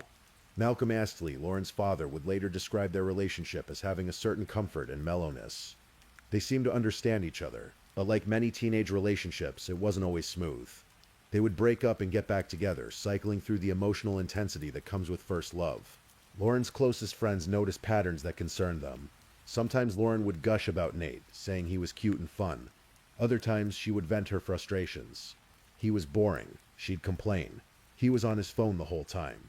She was over it. Her friends created a Facebook thread, a private conversation where they listed all the reasons Lauren should break up with Nate. It was the kind of thing teenage girls do, supporting a friend through relationship troubles, never imagining the consequences that might follow.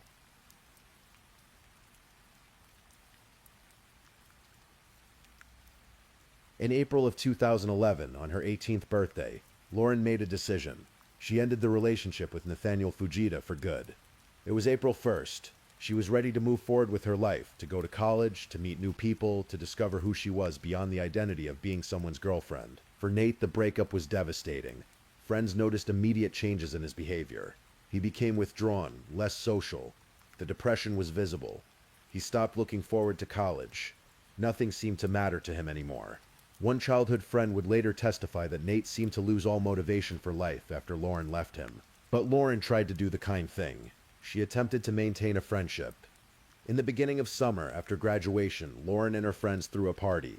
It was meant to be a celebration, the traditional marking of the end of one chapter and the beginning of another. Nate was invited, included in the gathering of their mutual friend group. The party would reveal the depth of Nate's pain. He arrived intoxicated. When he saw Lauren talking to other guys, something inside him snapped.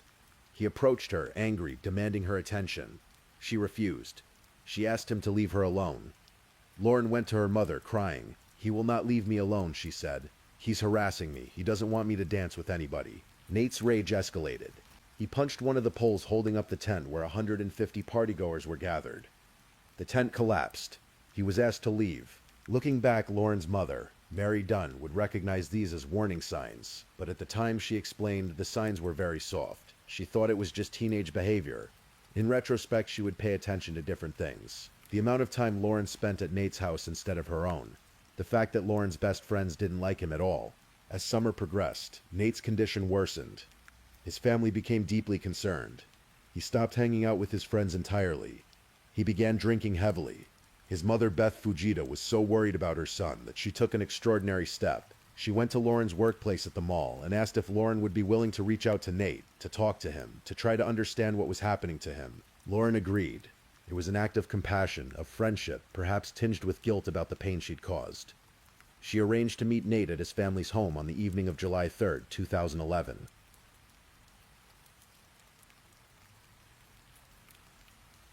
July 3rd was a Sunday. Lauren began her day normally, going to work at the mall. Surveillance footage captured her riding the escalator at 9:45 in the morning, just another teenage girl heading to her shift at the clothing store. Throughout the day, she and Nate exchanged phone calls. There were 3 calls between them. She told her coworkers she planned to meet with him after work. At 6:45 in the evening, security cameras caught Lauren leaving the mall on her phone. She was talking to Nathaniel Fujita. Lauren had plans that night. Her close friend Genevieve was expecting her. The whole friend group was supposed to hang out together. But first, Lauren was going to check on Nate. At 7:05, she sent her final text message. One word. Here. She had arrived at the Fujita house on West Plain Street in Wayland. What happened next took place in the garage. Away from cameras, away from witnesses. Nate would later tell a psychiatrist that they began walking toward the garage to talk. He remembered grabbing a bungee cord. He put it around her neck and began strangling her. He described it as though he wasn't in control of himself, as though his body was acting while his mind was disconnected from what was happening. The medical examiner would later determine that Lauren died from a combination of strangulation and wounds to her neck. The wound was described as horrific, gaping, jagged. After killing Lauren, Nathaniel Fujita engaged in what prosecutors would describe as a calculated cover-up. He took her car keys and drove her Jeep to Wayland Town Beach, where he hid the keys in a storm drain. He changed out of his bloody shoes into another pair of sneakers. He drove Lauren's body to Water Row, a marshy area off Route 27, carrying her body 36 feet into the water. He then drove back home and cleaned up the garage. Later that night, he called his parents and asked them to come home so the family could watch a movie together. He was spotted driving around shirtless with his car windows down and music blaring. He called a cousin, later explaining to prosecutors, "I just wanted to get my mind off of it." When Lauren didn't return home from work that night, her father, Malcolm Astley, filed a missing persons report with the Wayland Police Department. He had been reaching out to her friends, hoping someone had seen her. Around 11 at night, with no word from his daughter, he knew something was terribly wrong. The next morning, July 4th, Independence Day, a bicyclist riding along Water Row made a horrible discovery. Lauren Astley's body, with her throat cut and a bungee cord wrapped around her neck. Police immediately began their investigation. They found Lauren's Jeep at the beach parking lot. They questioned Nathaniel Fujita. He told them that Lauren had visited his home around 7:45, that they'd spoken briefly while she remained in her car, that it had been awkward, and then she'd left. He said she'd parked her car up the road, but investigators were thorough. When they searched the Fujita home, they found blood. Blood in the garage near some bungee cords. Blood in the kitchen. Blood on a bathroom sink. Blood on an exterior door handle. In an attic crawl space above Nate's bedroom, hidden behind ceiling panels, they discovered a plastic bag containing blood-soaked clothing. They found sneakers speckled with blood, a sweatshirt filled with water and dirt, consistent with having been in marshland. 2 days after Lauren's body was found, on July 6th, Nathaniel Fujita was arrested and charged with first-degree murder. He pleaded not guilty.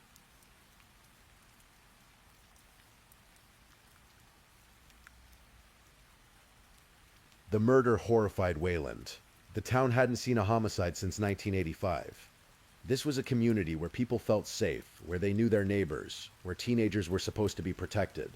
And now 2 of their own children, 2 graduates of Wayland High School, 2 young people who had been part of the fabric of the community, were at the center of an unspeakable tragedy. What happened next was remarkable.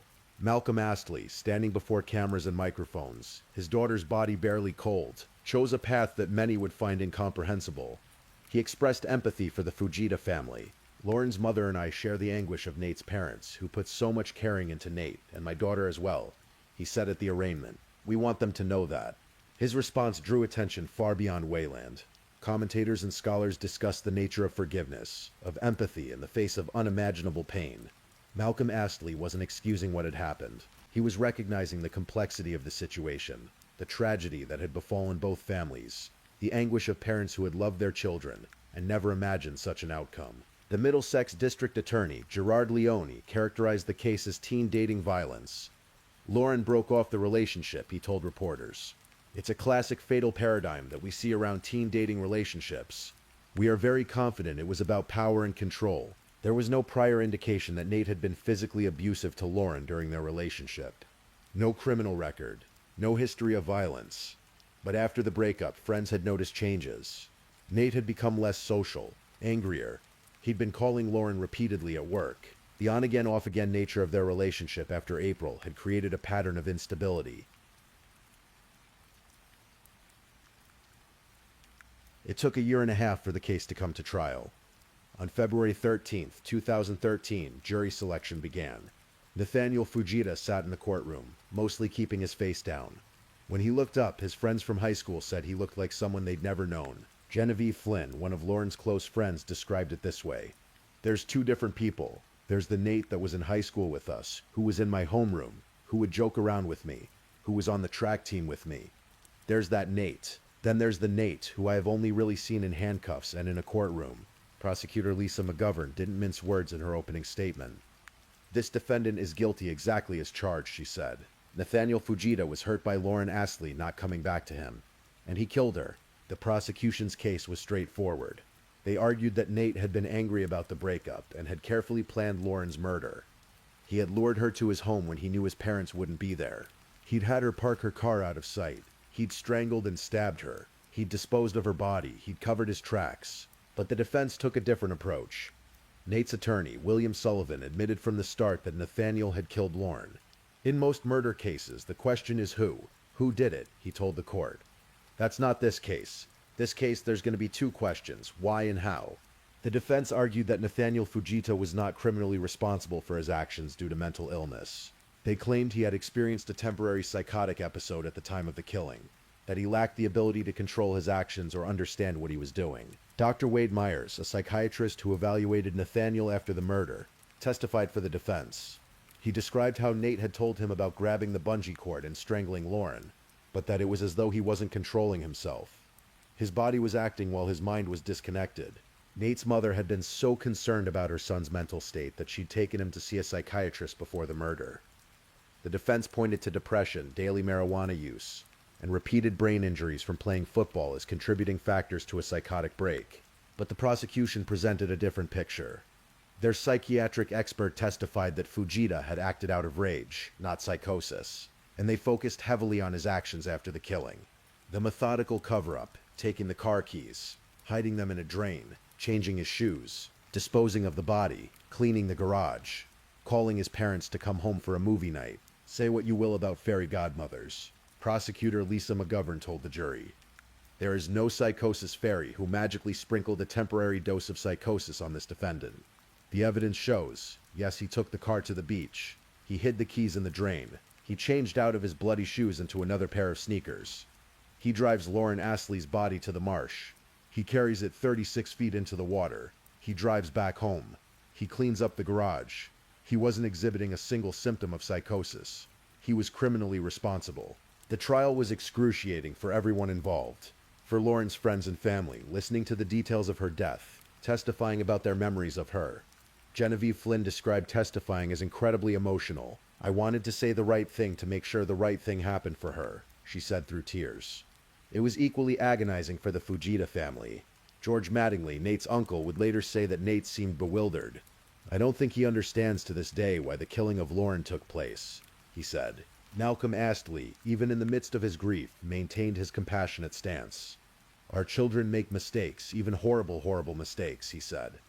"That doesn't remove our caring." On March 7, 2013, after deliberating the evidence, the jury reached their verdict. They found Nathaniel Fujita guilty of first-degree murder with premeditation and extreme atrocity or cruelty. He was also found guilty on several counts of assault and battery. When the verdict was read, Mary Dunn, Lauren's mother, broke down in tears and hugged the prosecutor. The Fujitas reportedly broke down as well, and they hugged Malcolm Astley before leaving the courtroom. Nathaniel showed no emotion as the verdict was announced. He was led out of the courtroom in handcuffs.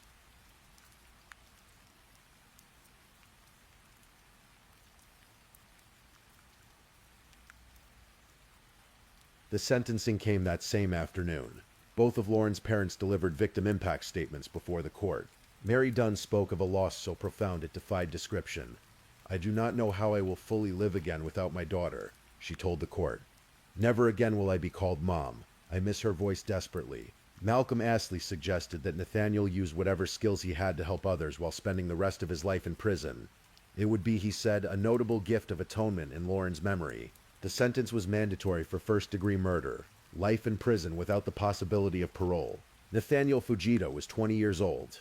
In the years that followed, Malcolm Astley and Mary Dunn chose to channel their grief into something constructive. They created the Lauren Dunn Astley Memorial Fund to promote educational programs on healthy teen relationships, the arts, and community service. The statistics are sobering. According to the National Teen Dating Abuse Helpline, teen dating abuse affects nearly 1.5 million high school students nationwide every year. Many young people don't recognize the warning signs. They don't understand that love shouldn't involve control, isolation, or fear. Malcolm and Mary have traveled to over 250 schools and colleges. They've attended summits. They've met with governors. They used the CBS 48 Hours documentary about Lauren's murder, titled Love to Death, to raise awareness. In Wayland, Lauren's story has become part of the wellness curriculum. Starting in 5th grade, students learn about healthy friendships. As they progress through middle school and high school, the conversations evolve to address unhealthy relationships, dating violence, and warning signs to watch for. Malcolm Astley has become an advocate for young people navigating relationships. When asked what he would tell someone struggling in a relationship, he offers clear advice. If one person's world is shrinking in a relationship, there is a problem, and help should be sought from a trusted peer or adult who knows what the school and community resources are for help. A trusted teacher, a counselor, or a nurse is often a good place to start. The fund has created programs that begin with teaching children about healthy friendships before they even start dating. The idea is to build a foundation of understanding about what respectful relationships look like, so that when romantic relationships begin, young people have the tools to recognize red flags. Students at Wayland High School have responded positively to these programs. One student said, "I found it quite informative and helpful in knowing how to get out of unhealthy relationships. The discussions we had in class were rather eye-opening regarding what people deemed healthy or not. So healthy. I'm very glad it's offered at the high school." A mural honoring Lauren was created by her friends on an exterior wall of the Wayland High School courtyard. It stands as a permanent reminder of a life that held so much promise, and of the importance of recognizing when relationships become dangerous.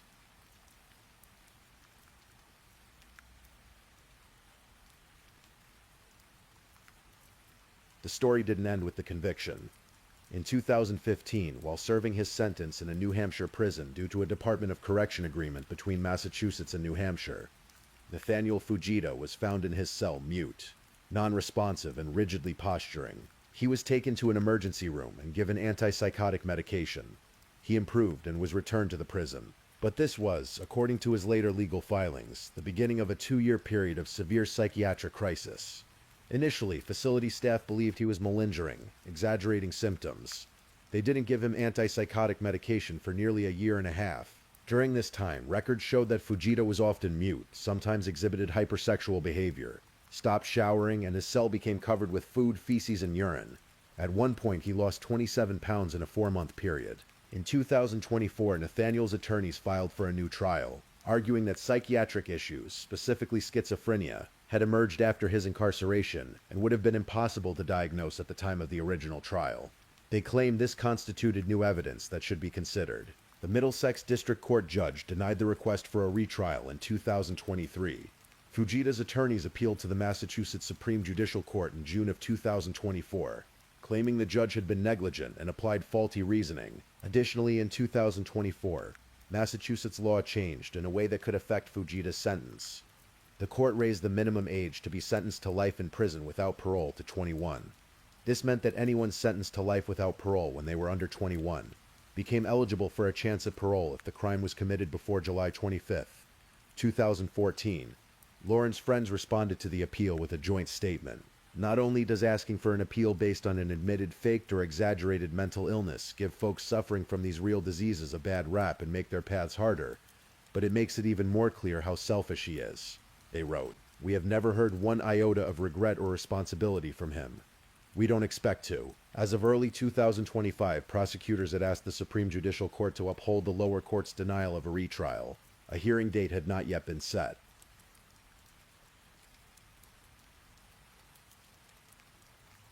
So what do we make of this story? How do we understand what happened on that July evening in Wayland?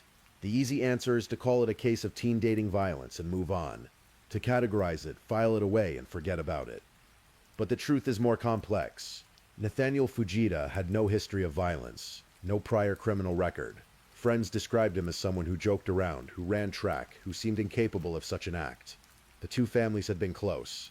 Lauren had interviewed his father for a school project, comfortable and smiling in the video footage. And yet, something happened. Whether it was a psychotic break, as the defense argued, or rage and premeditation, as the prosecution maintained, the result was the same. An 18-year-old girl, full of dreams and potential, was strangled and killed by someone she had once loved. The warning signs were there, soft as they were. The isolation, the amount of time he wanted her at his house, the anger when she talked to other people, the collapse of the tent at the graduation party, the persistent phone calls to her workplace, friends who didn't like him. But these signs are often visible only in hindsight. Teenage relationships are notoriously dramatic. Breaking up and getting back together is common. Jealousy, possessiveness, these can seem like intense emotions rather than dangerous red flags.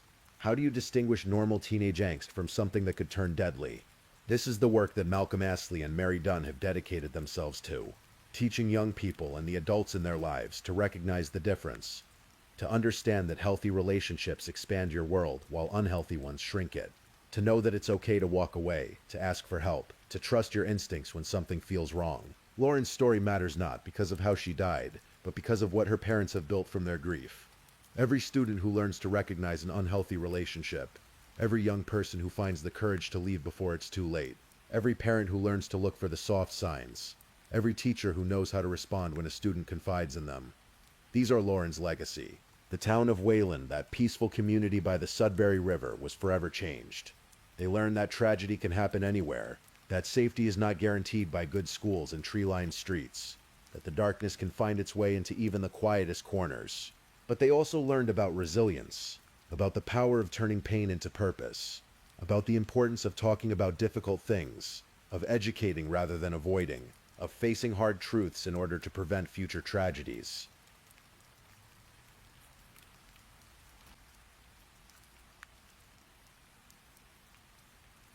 As you drift towards sleep tonight, let this story settle in your mind, not as a tale of horror, but as a reminder of the fragility of life and the importance of compassion. Think of Malcolm Astley standing in that courtroom, choosing empathy over hatred. Think of Mary Dunn channeling her grief into protecting other children. Think of Lauren's friends creating a mural to remember her, speaking out against violence, refusing to let her death be meaningless. Teen dating violence affects over 1 million young people every year. It happens in wealthy suburbs and poor neighborhoods. It crosses all boundaries of race, class, and culture. The statistics are clear. Breaking up is one of the most dangerous times in an abusive relationship.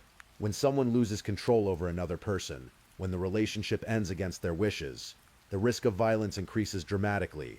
But knowledge is power. Education saves lives. When young people understand what healthy relationships look like, when they can identify red flags, when they know that help is available, outcomes can be different. Lauren Astley was 18 years old. She loved fashion. She sang in her school's vocal group. She had been accepted to Elon University. She had dreams. She had a future. All of it was taken away on a summer evening in a garage in Wayland, Massachusetts. But her story didn't end there. It continues in every classroom where her parents speak, in every student who learns from her experience, in every young person who recognizes a warning sign and gets help, in every life saved by the education and awareness that her death helped create. Rest now. Let the weight of this story remind you that every life matters, that every choice we make ripples outward in ways we cannot fully comprehend, and that from even the darkest tragedy, light can emerge if we choose to carry it forward.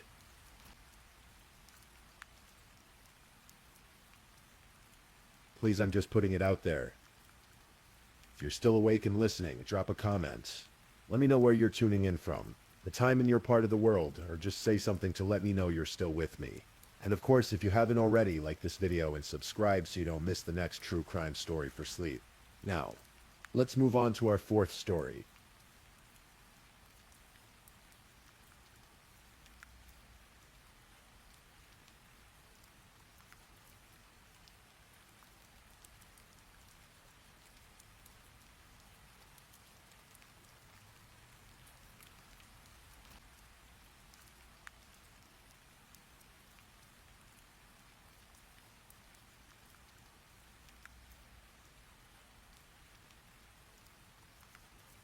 Story 4. The Disappearance and Murder of Caitlin Markham.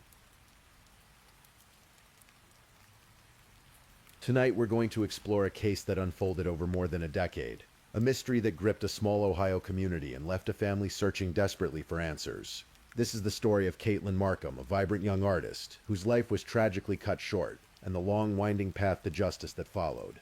As we move through this narrative, let the details wash over you gently. There's no need to hold on to every word. Just let the story carry you along. Take another breath, let your eyes close, and let's begin.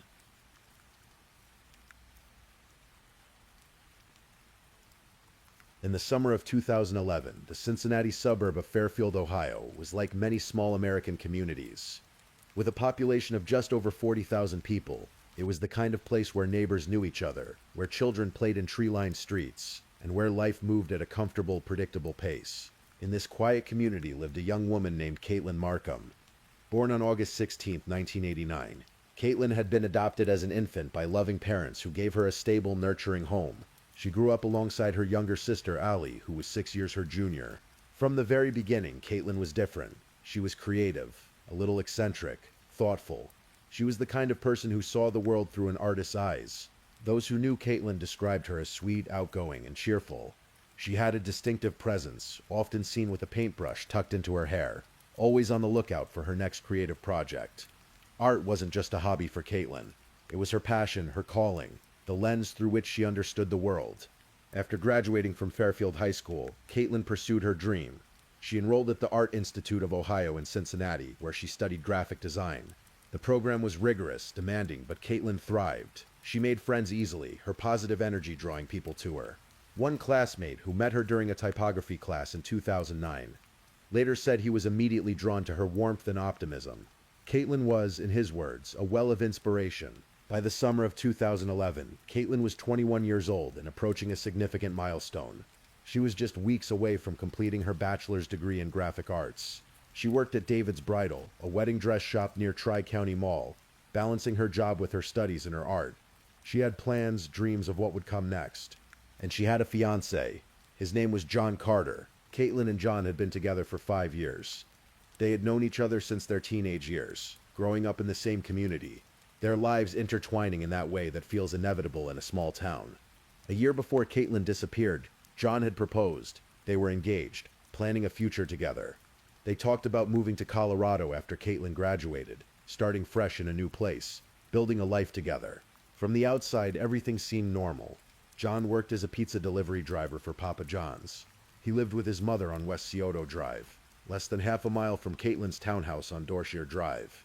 It was a 4-minute walk between their homes. They spent time together often, their lives comfortably entwined in the way of young couples planning a future. But beneath the surface, things were more complicated.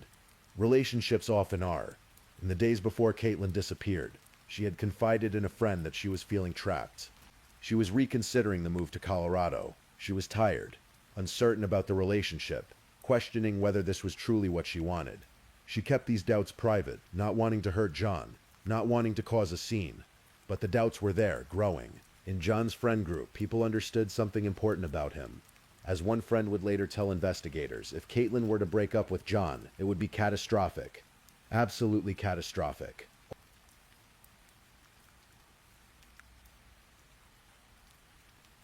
August 13th, 2011, was a Saturday.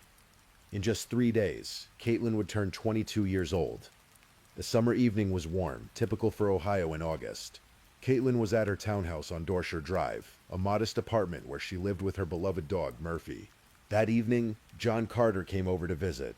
According to John's later account to police, a mutual friend named Brad Von Bargen stopped by as well. The three of them spent time together, just hanging out, talking, enjoying each other's company. Nothing seemed unusual. Nothing seemed wrong. Just a normal Saturday evening among friends. After Brad left, John said he wanted to continue socializing. He told Caitlin he was going to meet up with some other friends. Caitlin decided to stay home. She was tired, and she had Murphy to take care of. John left her townhouse around 11:30 that night, heading off to meet his friends. This would be, according to John, the last time he saw Caitlin alive. According to phone records, text messages passed between Caitlin's phone and John's phone that evening. The last text from Caitlin's phone was sent at 11:36 in the evening. Then, shortly after midnight, around 12:45 in the morning on August 14th, Caitlin's phone went silent. It was turned off. The GPS device on her phone was also deactivated. At 12:52, just minutes after Caitlin's phone went dark, a photo was sent from her phone to John's. It was a simple image, the kind you might text to a loved one before bed. But phone records would later show something strange. John claimed he sent Caitlin a good morning text around 4 in the morning, but the phone records showed no such text was ever sent. John's account of that night was detailed, precise. He said he left Caitlin's townhouse and went to his friend's gathering. His friends would later confirm he arrived around 11:30 and stayed for a while. Then John said he returned to his mother's house around 1:30 in the morning. He said he watched television on his computer, episodes of one of his favorite shows before falling asleep around 4 in the morning. But there were witnesses who remembered that night differently. 2 young boys who lived nearby had snuck out of their house in the early morning hours, the way adventurous children sometimes do. They were out exploring the neighborhood when they saw something unusual. They saw John's car, a distinctive red Ford, pulling up to Caitlin's townhouse around 1:30 in the morning. The car's lights were off, which struck them as odd. They watched as the car stopped briefly, then left again just a few minutes later. A second vehicle was also there, though they couldn't identify it clearly. These boys would tell this story to investigators. They would tell it in 2013, when the case was reopened. And they would tell the same story again in 2023, when investigators re-interviewed them. Their account never changed, but on that Sunday morning, August 14th, none of this was known yet. The sun rose on what seemed like an ordinary day. Sunday, August 14th, 2011. Caitlin Markham was supposed to work at David's Bridal. She had a shift scheduled, and her coworkers expected to see her. But Caitlin never showed up. According to John Carter, he woke up that afternoon, later than usual. When he checked his phone, he noticed that Caitlin still hadn't responded to any of his messages. This was unusual. Caitlin was good about staying in touch. A sense of concern began to grow in him.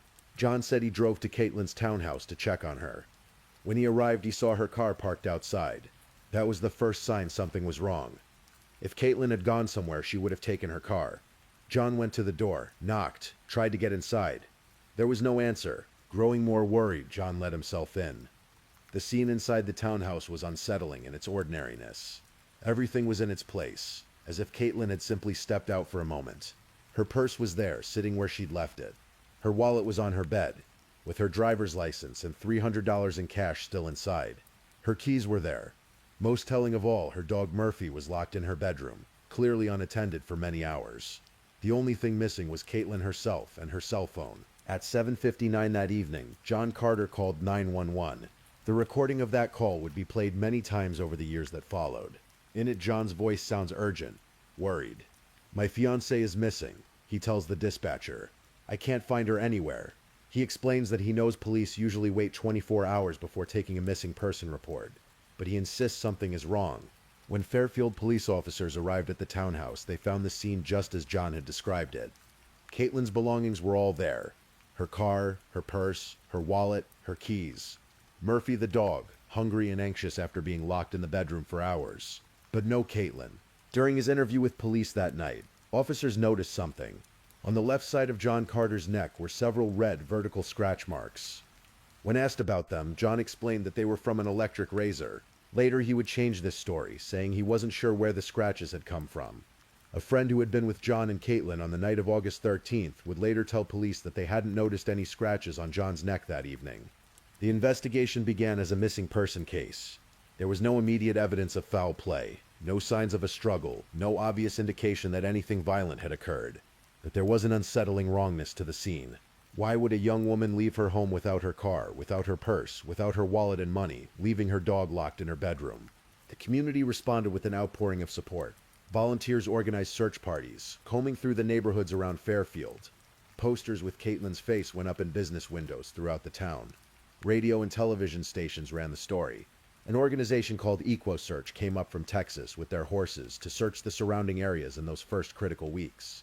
And John Carter was everywhere, visible in his grief and desperation. He appeared on television, pleading for Caitlin's return. He gave interviews to local and national media. He appeared twice on CNN's Nancy Grace show. In one interview on NBC's Today Show, he said he was still calling Caitlin's cell phone daily, hoping she would answer. "Caitlin is the love of my life," he told reporters. "We've been engaged for a year." Caitlin's father, Dave Markham, threw himself into the search for his daughter. He organized awareness events, gave interviews, did everything he could to keep Caitlin's case in the public eye. In April of 2012, 8 months after Caitlin disappeared, about 70 people gathered at Harbin Park for an event called Hope for Caitlin. It was a gathering of music, memories, and food, but mostly it was a reminder that the community hadn't forgotten. One of Caitlin's classmates from the Art Institute said that writing about Caitlin for the event had been effortless, because Caitlin herself was a well of inspiration. Dave Markham stood before the crowd that day and expressed both his gratitude and his frustration. "I can't believe 8 months has gone by," he said. "You think something will happen and then another month goes by. The months turned into a year, and then more. Despite the massive search efforts, despite the attention from Texas EquoSearch, despite the media coverage and the interviews and the desperate hoping, there was no sign of Caitlin Markham."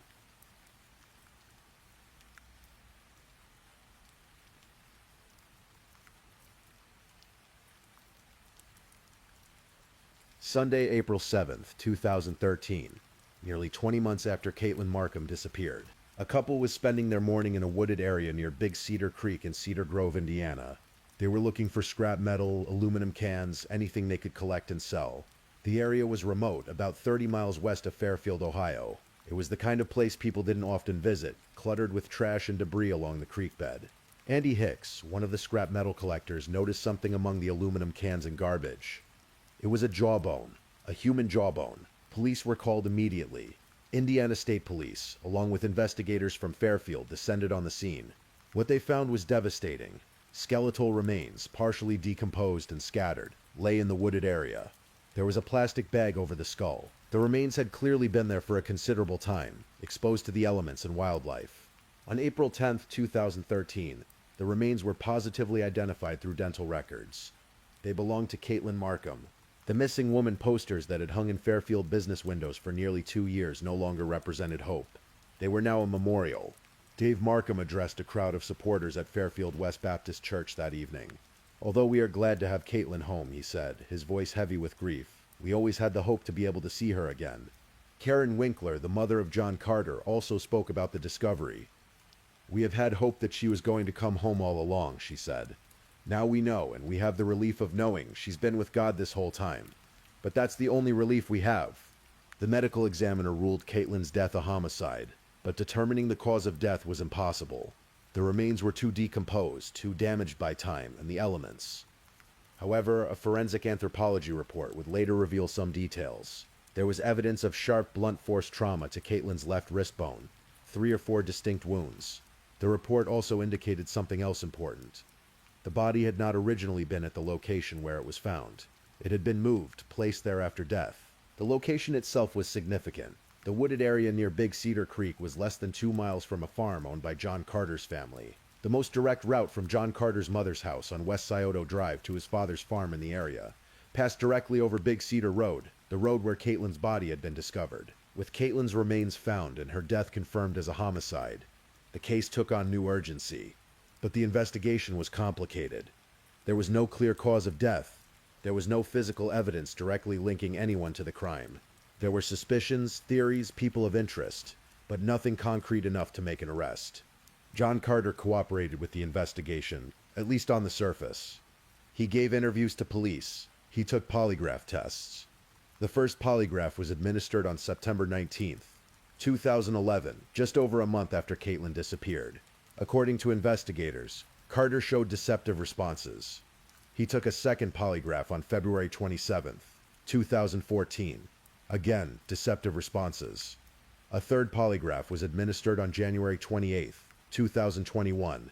This time, Carter specifically showed deceptive responses when asked whether he had disposed of Caitlin's body on Big Cedar Road. Despite these results, despite the suspicions, despite the circumstantial evidence beginning to accumulate, no arrest was made. The case grew cold. Years passed. The investigation moved from the Fairfield Police Department to the Butler County Sheriff's Office in 2015. And then to the Butler County Prosecutor's Office in 2020. Different investigators looked at the evidence with fresh eyes, re-interviewed witnesses, searched for new leads, and slowly, painstakingly, a case began to take shape. When Butler County Prosecutor Michael Gamoser took over the case in 2020, he assigned his investigators to start from the beginning. They would review every piece of evidence, every witness statement, every detail that had been collected over the years, and they would look for what had been missed. Lead investigator Paul Newton began re-interviewing people who had known Caitlin and John. He traveled to Colorado and Florida, talking to friends who had moved away, people who might have new information or different perspectives after so many years. What emerged was a more complex picture of the relationship between Caitlin and John. A friend and classmate of Caitlin's told Newton that after John reported Caitlin missing, he repeatedly referred to her in the past tense. He spoke about her as if she were already gone, already dead, even before her body had been found. Witnesses described seeing John at a festival the day before Caitlin disappeared, apparently arguing with her. Some believed they were on the verge of breaking up. This aligned with what investigators had learned about Caitlin's state of mind in those final days. Her feeling of being trapped, her reconsideration of their planned move to Colorado. Then there was the neighbor. A woman who had lived in the townhouse next to Caitlin's, their apartment sharing a wall, came forward with a troubling memory. On the night of August 13th, 2011, she had heard an altercation through the wall. She heard a woman's voice shout, "Stop it," followed by a thump. At the time, she hadn't thought much of it. Young couples argue. But now, in the context of what had happened, the memory took on a chilling significance. Investigators also examined John Carter's behavior in the days immediately after Caitlin was reported missing. On August 16, 2011, just 2 days after reporting her missing, Carter drove to Caitlin's townhouse and removed mail and packages. This was despite being urged to leave everything alone because there was an active police investigation. Why would someone do that? What was he looking for? What was he trying to remove? The digital evidence was equally revealing. Carter had claimed he went home around 1:30 in the morning on August 14th and watched television on his computer before falling asleep around 4. Computer records did show that episodes of his favorite show had played during those hours. But here's what made investigators suspicious. On the morning he reported Caitlin missing, Carter's internet search history showed that he had been looking up plot summaries and synopses of the episodes he claimed to have watched. Why would someone need to read summaries of shows they had just finished watching? Unless, investigators theorized, he hadn't actually watched them. Unless he was building an alibi, creating a story to explain where he had been and what he had been doing during the critical hours when Caitlin was killed. Then there was the issue of the text message. Carter claimed he had sent Caitlin a good morning text around 4 in the morning, before he fell asleep. But phone records showed no such text had ever been sent. It was a small detail, but a significant one. It was a crack in the story. In February of 2023, investigators executed a search warrant at the home of John Carter's mother, the house where John had lived in 2011. It was the same house, less than half a mile from where Caitlin had lived. A 4-minute walk. John's mother still lived there, and John had used it as his home address as recently as 2021. What they found in that house was deeply disturbing. In an office bedroom, investigators discovered writings, journals, poems. Some had John Carter's name on them. Some did not. They were undated, so it was impossible to know exactly when they had been written. But the content was chilling. One piece of writing read, "Deep down I love her. You want to kill her. But I love her. She must die. I can't kill her. Yes, you can. No. Yes. How do you talk me into all these things? I am just that good." Another read, "I slit your wrist with the key to your heart." There were drawings of an angel in the woods. There were notes about the Caitlin Markham investigation. And in a shed on the property, investigators found a roll of landscaping material, the same type of black plastic sheeting that Caitlin's body had been wrapped in when it was found. Prosecutor Jim Moser would later describe these writings as showing the conflict and demon within Carter. They were the words of someone wrestling with violent impulses, someone imagining or remembering an act of murder. On February 17th, 2023, police arrested Jonathan Palmerton, a 35-year-old man who had been Caitlin's friend. He was charged with perjury for allegedly lying during the investigation. The same day, authorities executed additional search warrants and excavated backyards looking for evidence. But Palmerton wasn't the main target. He was a peripheral figure in a much larger investigation. On March 22, 2023, nearly 12 years after Caitlin Markham disappeared, nearly 10 years after her remains were discovered, John Carter was arrested and charged with 2 counts of murder.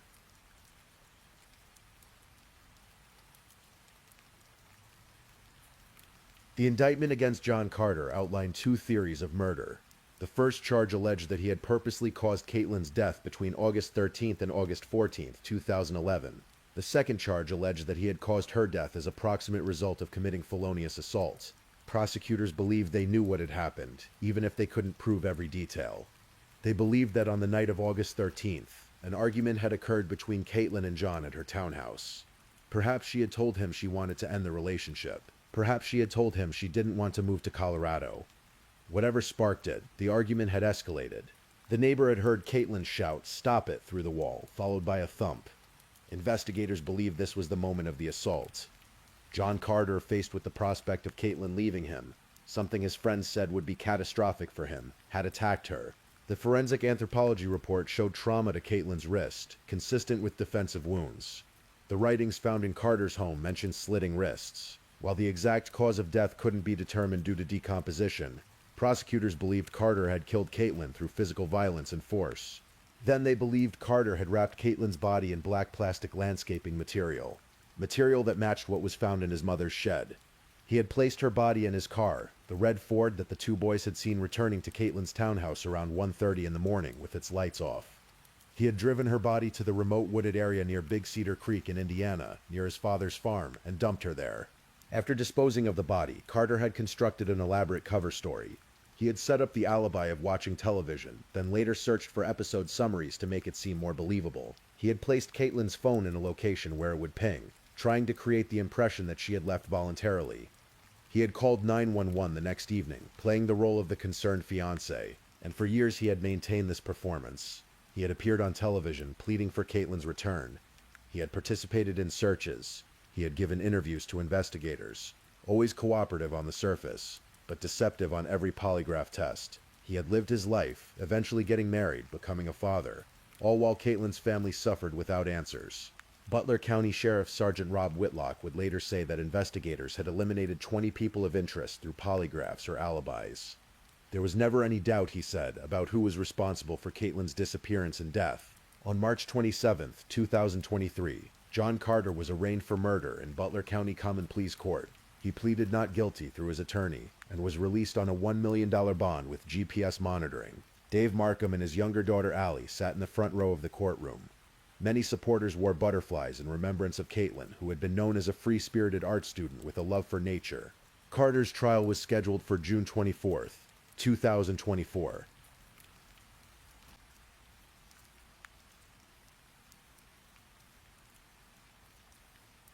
As the trial date approached, both the prosecution and defense knew they faced challenges. For the prosecution, the case was entirely circumstantial. There was no physical evidence directly linking Carter to the murder. There was no DNA, no murder weapon, no eyewitnesses to the crime itself. The cause of death couldn't be determined. Any conviction would depend on the jury believing the accumulation of circumstantial evidence was enough to prove guilt beyond a reasonable doubt. For the defense, the challenge was equally daunting. The circumstantial evidence was extensive and damning. The journal writings alone were devastating. The deceptive polygraph results, the inconsistencies in Carter's story, the witness accounts, the location of the body near his family's property, all of it painted a clear picture of guilt. In early June 2024, just weeks before the trial was set to begin, negotiations began between the prosecution and defense. Prosecutor Michael Gmoser was willing to offer a deal. Instead of facing 2 counts of murder, which could result in a lengthy prison sentence if convicted, Carter could plead guilty to a single count of involuntary manslaughter. It was a significant reduction in charges. Involuntary manslaughter is a first-degree misdemeanor in Ohio, carrying a maximum sentence of just 3 years in prison. For a man who had been free for 13 years since Caitlin's death, who had built a new life, married, had children, 3 years was a far cry from the potential life sentence he faced if convicted of murder. But the deal came with one crucial element. Carter would have to admit his guilt. He would have to acknowledge that he had caused Caitlin's death. On June 13, 2024, John Carter accepted the plea deal. He pleaded guilty to involuntary manslaughter, admitting that during an assault at Caitlin's Fairfield townhome in August 2011, he had caused her death through physical violence and force. He did not explain how he killed her. He did not explain why. He simply admitted that he had done it.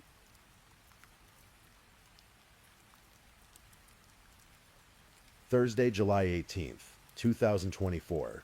The courtroom was packed for John Carter's sentencing hearing. Dave Markham, who had spent 13 years fighting for justice for his daughter, who had given countless interviews and organized countless events to keep Caitlin's case in the public eye, stood before the court to deliver his victim impact statement. He had written a letter, carefully composed, containing all the pain and anger and grief of those 13 long years.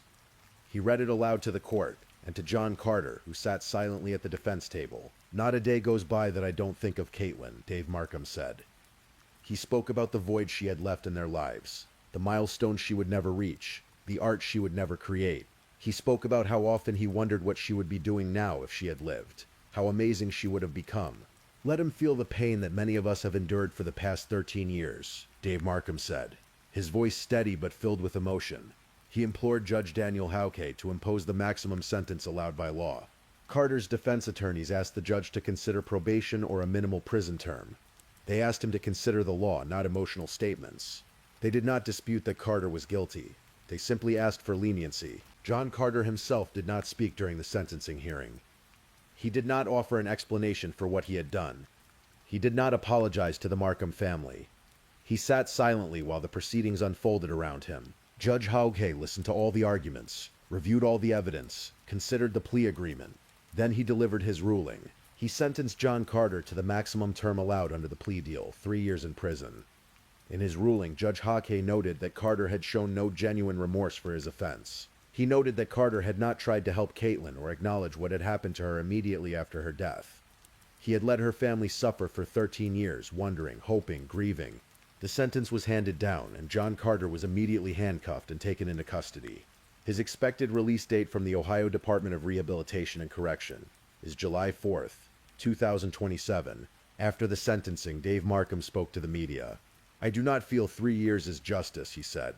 "Not for Caitlin, not for her sister, Not for me, her friends, or the entire community that has ached and grieved alongside us. But he also expressed a measure of relief. It's not over. And no, it's not closure, he said. But it's the start of something else to come. Prosecutor G. Moser, facing criticism for accepting a plea deal that resulted in such a light sentence, defended his decision. I know that there's a number of people that will condemn me for taking a plea that only allows them to go to prison for 3 years, he said. To me, whether it's 1 day or 6 days or 6 months or 6 years or 60 years, it was more important to me to get justice by an admission of guilt for Caitlin Markham. The admission of guilt mattered. For 13 years, John Carter had maintained his innocence. He had portrayed himself as a grieving fiancé, a man desperately seeking his lost love. The plea deal, for all its limitations, stripped away that pretense. John Carter had admitted to the world that he had killed Caitlin Markham.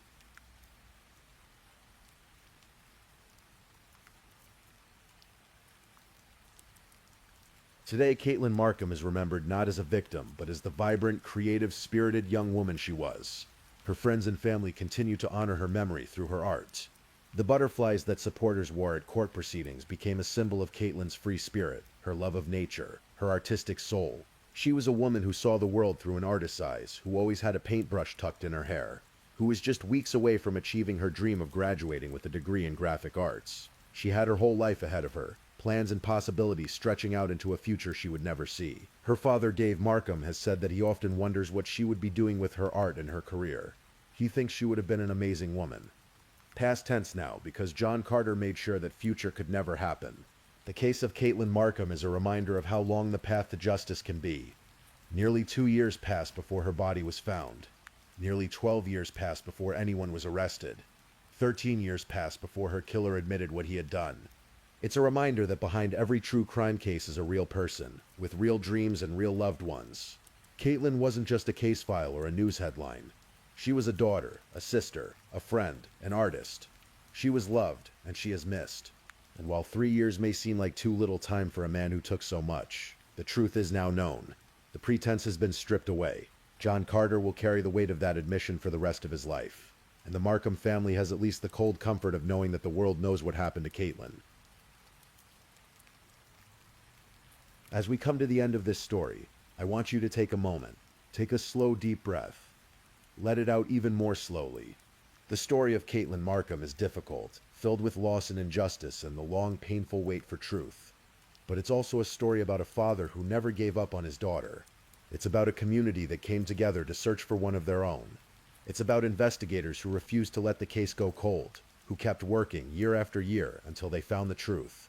Remember Caitlin, not for how her life ended, but for how she lived. Creative, thoughtful, sweet, outgoing. An artist with a paintbrush, always ready, always looking for the next project, the next inspiration.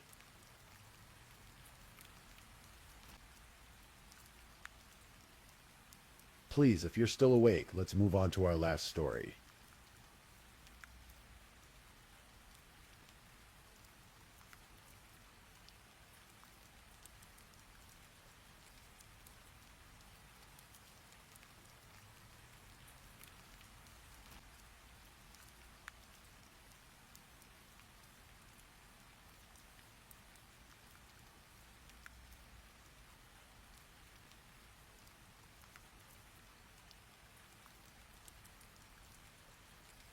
Story 5. The Murder of Holly Bobo.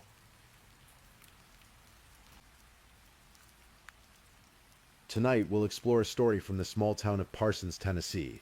A story of a young woman whose bright future was stolen one spring morning, and the long, winding path toward truth that followed. This is the story of Holly Bobo. Take a deep breath. Let the tension leave your shoulders. As we journey through this narrative together, allow the gentle cadence of these words to carry you toward rest, even as we explore the shadows of this haunting case.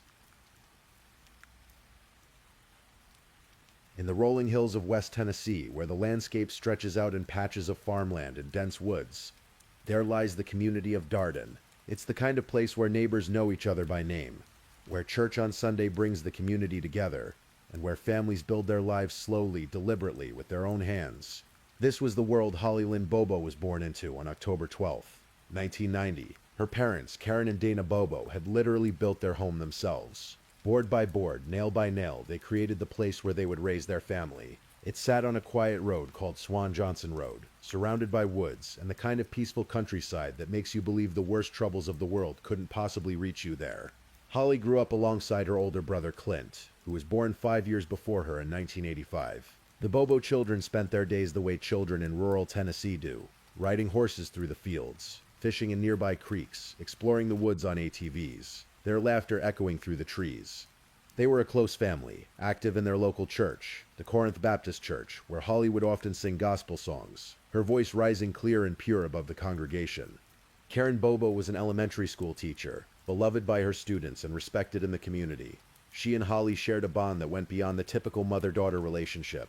Friends would say they could finish each other's sentences, that they moved through the world in a kind of synchronicity that only the luckiest families experience.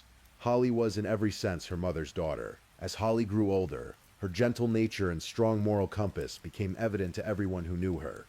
In high school at Scotts Hill High, she maintained one of the highest grade point averages in her graduating class. But it wasn't just her academic success that people remembered. Holly was the kind of student who wouldn't even let her friends copy her homework because she believed it was wrong. She had principles, and she lived by them, even when it would have been easier not to. Friends described her as someone who inspired others to be themselves, to be bold, to stand up for what they believed in. She had blonde hair that fell to her shoulders, bright blue eyes, and a smile that seemed to light up whatever room she entered. She stood 5 feet 3 inches tall and weighed approximately 110 pounds, petite but full of life and determination.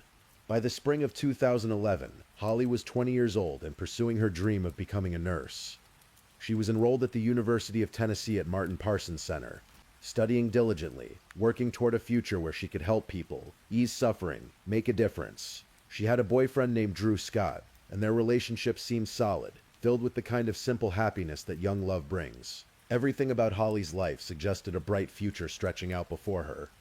She was on the cusp of everything, her whole life waiting to unfold. And then came April 13th, 2011.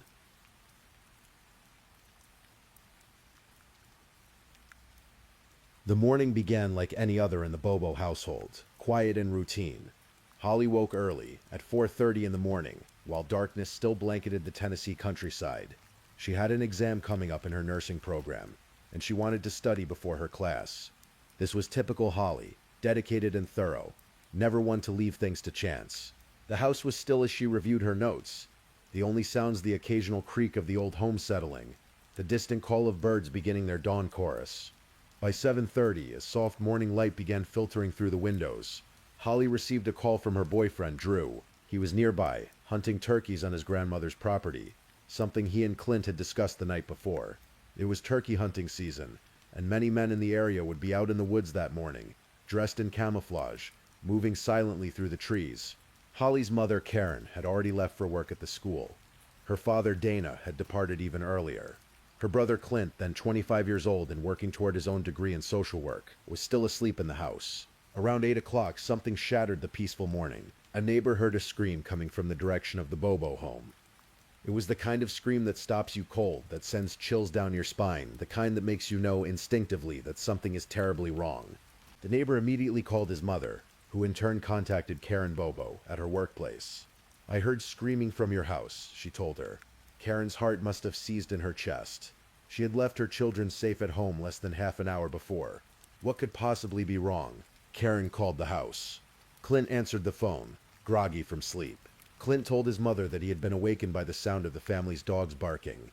He had heard what he thought might be a mild argument outside. When he looked out the window, he saw something that in the moment didn't alarm him. He saw Holly walking toward the woods behind their house.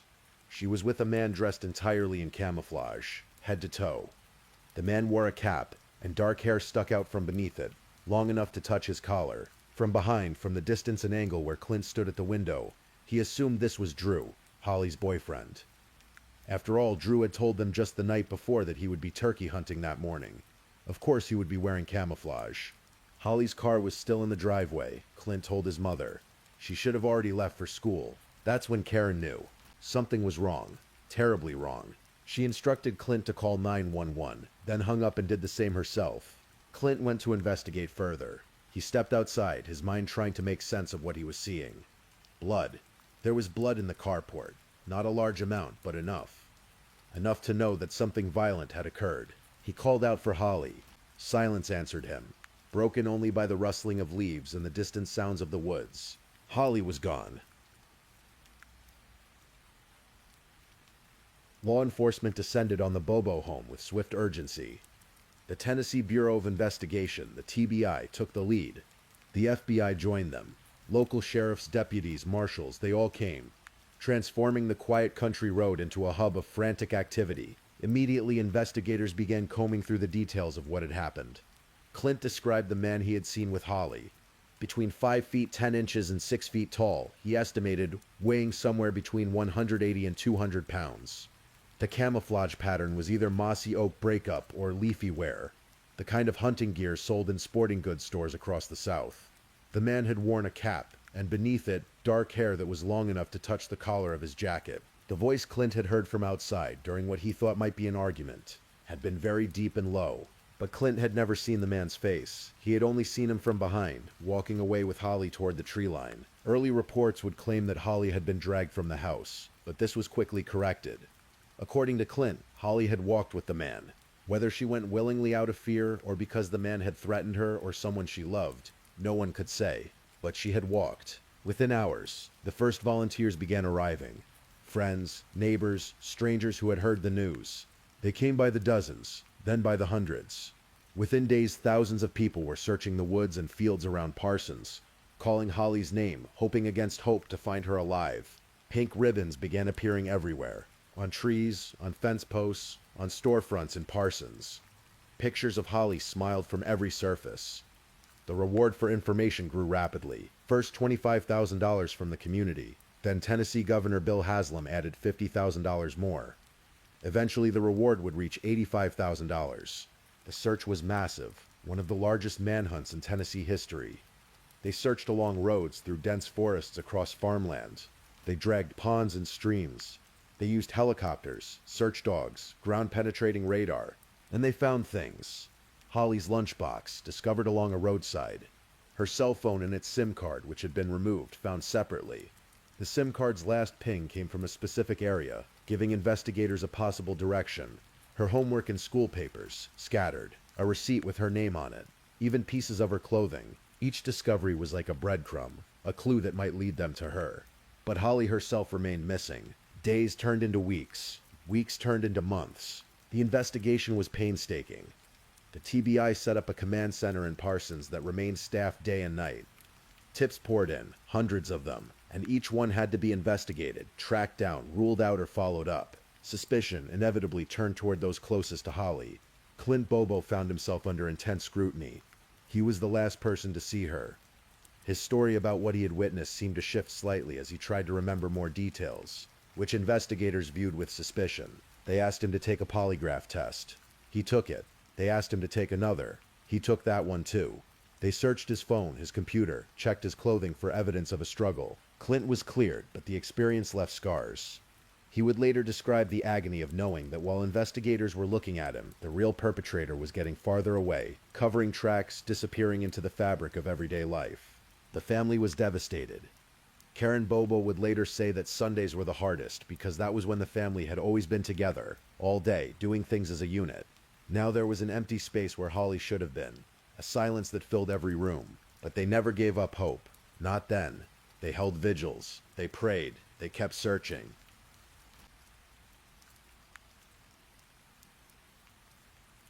Early in the investigation, the TBI focused heavily on a man named Terry Britt. Britt was a registered sex offender who lived not far from the Bobo home. He had a long criminal history, multiple convictions for rape and kidnapping. His pattern of victims was chilling.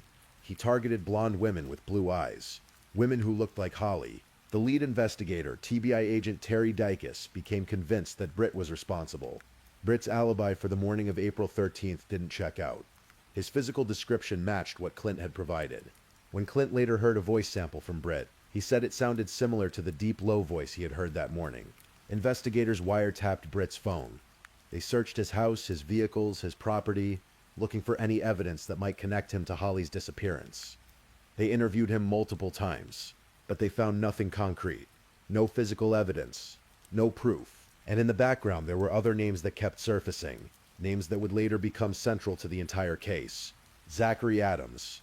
his brother John Dylan Adams, their associates Jason Autry and Shane Austin, and two other men, Jeffrey and Mark Piercy. Early in the investigation, these men were looked at briefly. Karen Bobo, as an elementary school teacher, had taught both Zachary Adams and Jason Autry when they were children. She knew them, recognized their names when investigators mentioned them, but at the time there seemed to be no evidence linking them to Holly's disappearance. They had alibis. Their physical descriptions didn't perfectly match what Clint had described, so the investigation moved on. Time passed. The case grew cold. For 3 years, the Bobo family lived in agonizing uncertainty. Was Holly still alive somewhere? Had she been taken far away? Was she being held captive? Or had the worst already happened, and they simply didn't know it yet? The not knowing was its own special kind of torture. September 7th, 2014. Two men were out in the woods of northern Decatur County, hunting for ginseng, a valuable root that grows wild in those Tennessee forests. They were walking through an area near a place that locals called Kelly Ridge, miles from the Bobo home, when they saw something that made them stop. A bucket, white plastic, sitting among the leaves and undergrowth. When they approached it, what they found inside would change everything. Human remains. A skull, bones. The men immediately contacted authorities. Within hours, the scene was swarmed with investigators. The remains were carefully documented, photographed, collected. They were taken to the medical examiner's office for testing. Among the remains, investigators found Holly Bobo's driver's license. DNA testing confirmed what everyone already knew in their hearts. The bones belonged to Holly. After 3 years and 5 months of searching, of hoping, of praying for a miracle, the terrible truth was finally known. Holly Bobo was dead. She had been murdered. The medical examiner determined that she had died from a gunshot wound to the back of the head. Based on the evidence, it appeared she had died on or very near April 13th, 2011, the day she disappeared. The discovery of Holly's remains reignited the investigation with fierce intensity. But here's where the case takes its most complex and controversial turn. In March of 2014, just months before Holly's remains were found, a man named John Dylan Adams, brother to Zachary Adams, had been arrested on federal weapons charges. Dylan Adams was known to have an intellectual disability. He had attended special schools for children with learning disabilities his entire life. He wore a digital watch because he had trouble telling time. His IQ was low, and those who knew him described him as easily influenced, vulnerable. While Dylan was in custody on the weapons charge, which could have resulted in a lengthy prison sentence, something unusual happened. The prosecutor handling his case, who was also involved in the Bobo investigation, arranged a plea deal. Dylan would avoid prison time, but with a condition. He would go live with a retired police officer named Dennis Benjamin, someone Dylan had never met before. 5 weeks later, Dennis Benjamin called 911. He said he had someone in his home who wanted to confess to the murder of Holly Bobo. Dylan Adams told investigators a story. He said that on April 13th, 2011, he had gone to his brother Zachary's house to get his truck. When he arrived, he saw something shocking. Holly Bobo, sitting in a green chair in the living room, wearing a pink t-shirt. Jason Autry was standing nearby. Zachary was wearing camouflage shorts, a black sleeveless t-shirt, and green Crocs. According to Dylan's statement, Zachary told him that he had raped Holly and had videotaped it. This confession, obtained under circumstances that would later be heavily scrutinized and criticized, became the foundation for a series of arrests. On March 5th, 2014, Zachary Adams was indicted on charges of especially aggravated kidnapping and first-degree felony murder. Jason Autry was indicted on similar charges on April 29th. Dylan Adams himself was charged with rape, kidnapping, and murder. Shane Austin was initially given an immunity deal in exchange for leading investigators to Holly's body. When he failed to take them to the correct location, the deal was revoked. Before he could be formally charged, Austin was found dead in a hotel room in Bartow, Florida, in February 2015. His death was ruled a suicide. Two other men, Jeffrey and Mark Piercy, were arrested on charges of tampering with evidence and accessory after the fact. These charges would eventually be dropped. 6 men in total had been implicated in varying degrees in Holly's murder, but only 3 would ever be prosecuted: Zachary Adams, Dylan Adams, and Jason Autry.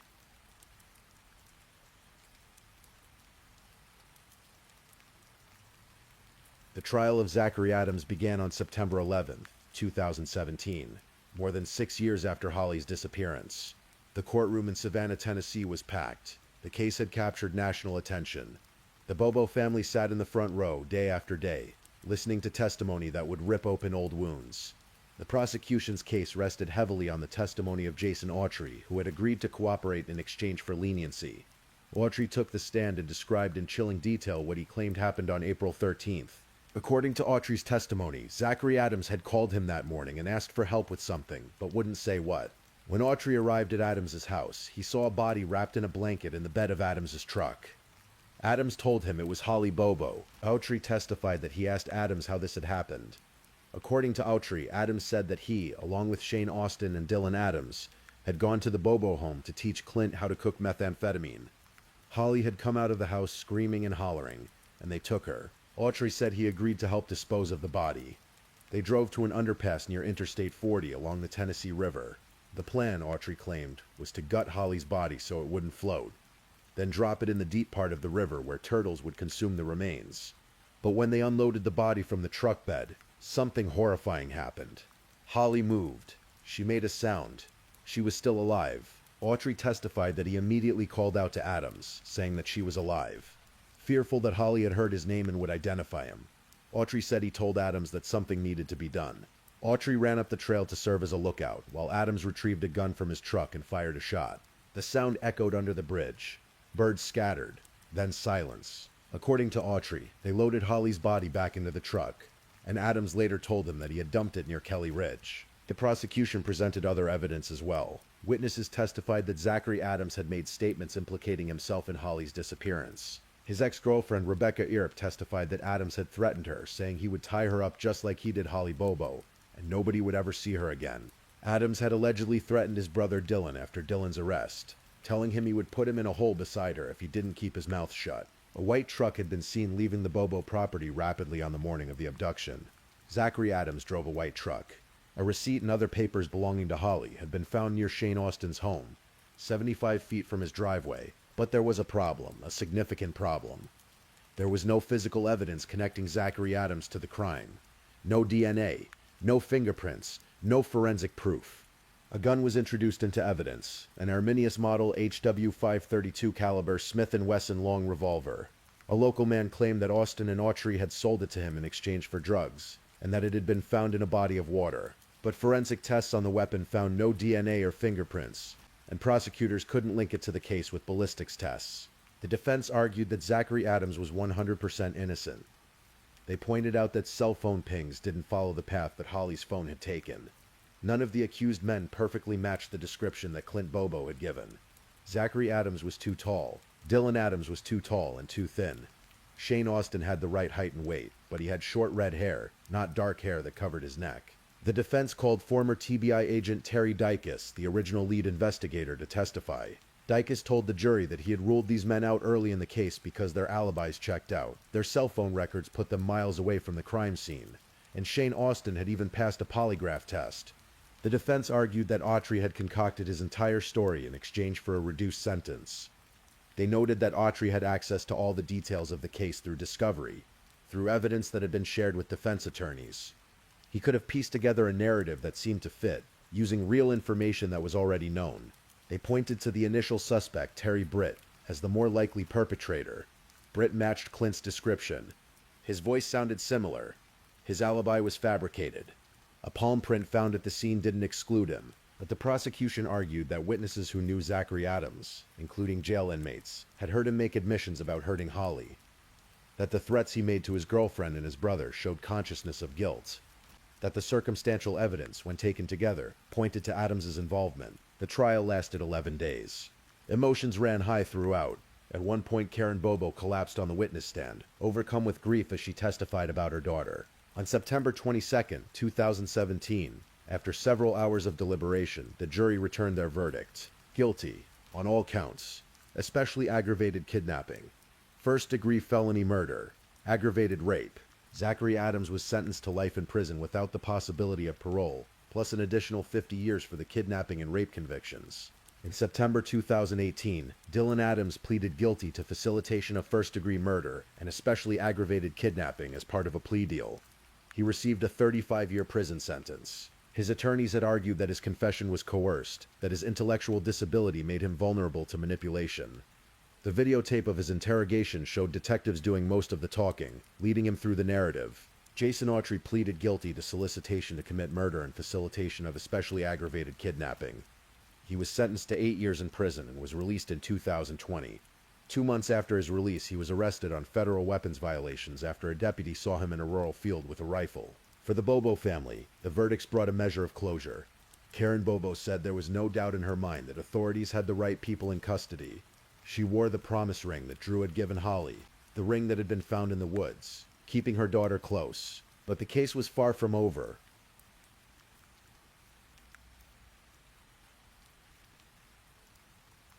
In January 2024, 7 years after Zachary Adams' conviction, a stunning development emerged.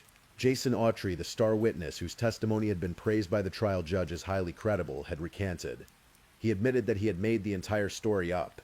According to a petition filed by Adams' appellate lawyer, Autry had met with a forensic neuropsychologist named Dr. Katie Spirko in December of the previous year. During their discussions, Autry told her that his testimony at trial had been completely fabricated. Autry claimed that before the trial, his own attorney had told him that he was 95% certain to be convicted on the charges against him. Facing the possibility of spending the rest of his life in prison, Autry said he concocted the story in his jail cell while reviewing discovery evidence. He had access to extensive cell phone data, to maps, to reports, to all the information that had been gathered over years of investigation. He took his actual whereabouts on April 13th, and, in his words, added Holly to it. The entire narrative about helping dispose of her body, about her being alive and making a sound, about the gunshot under the bridge. All of it was fiction, he now claimed. Autry said the details of his story, like the gun, came from information about other suspects that was in the discovery materials. He recreated it all, he said, in 3 days. This revelation sent shockwaves through the legal community and left the Bobo family reeling once again. The question became unavoidable. If Autry's testimony was false, and if there was no physical evidence connecting Zachary Adams to the crime, was an innocent man sitting in prison for a murder he didn't commit? Or was this recantation itself a lie? Perhaps guilt catching up with Autry? Perhaps an attempt to somehow undo what he had done? The prosecution argued that Adams would have been convicted even without Autry's testimony. Other witnesses had testified about Adams making incriminating admissions. The circumstantial evidence, they maintained, was sufficient. But courts view recanted testimony with deep suspicion. It creates doubt, reasonable doubt, the kind that can unravel convictions. In June 2024, the case returned to court, the same courtroom where the trial had taken place. Karen and Dana Bobo sat in the gallery once again, having to relive their nightmare as lawyers argued over whether Zachary Adams deserved a new trial. The judge, Circuit Court Judge J. Brent Bradbury, took the matter under advisement. As of now, he has not yet ruled on whether to grant an evidentiary hearing or dismiss the petition. Zachary Adams remains in prison. Jason Autry awaits sentencing on his federal weapons charges. Dylan Adams serves his 35-year sentence. And the truth, the actual truth of what happened to Holly Bobo on that April morning, it remains elusive, shrouded in contradictions and competing narratives.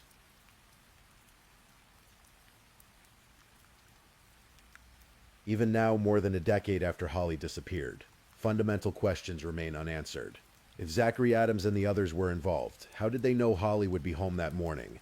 How did they know the layout of the property, the timing, the fact that she would be alone? The prosecution's theory that they had come to teach Clint to make methamphetamine was never proven, and Clint vehemently denied it. If Terry Britt was responsible, as the original lead investigator believed, why was no physical evidence ever found linking him to the crime? Why couldn't investigators build a case against him despite years of effort? Why was Dylan Adams, a man with intellectual disabilities, targeted for questioning about Holly's disappearance in the first place? What led investigators to him? This has never been clearly explained. The alleged videotape that Zachary supposedly made of himself raping Holly was never found.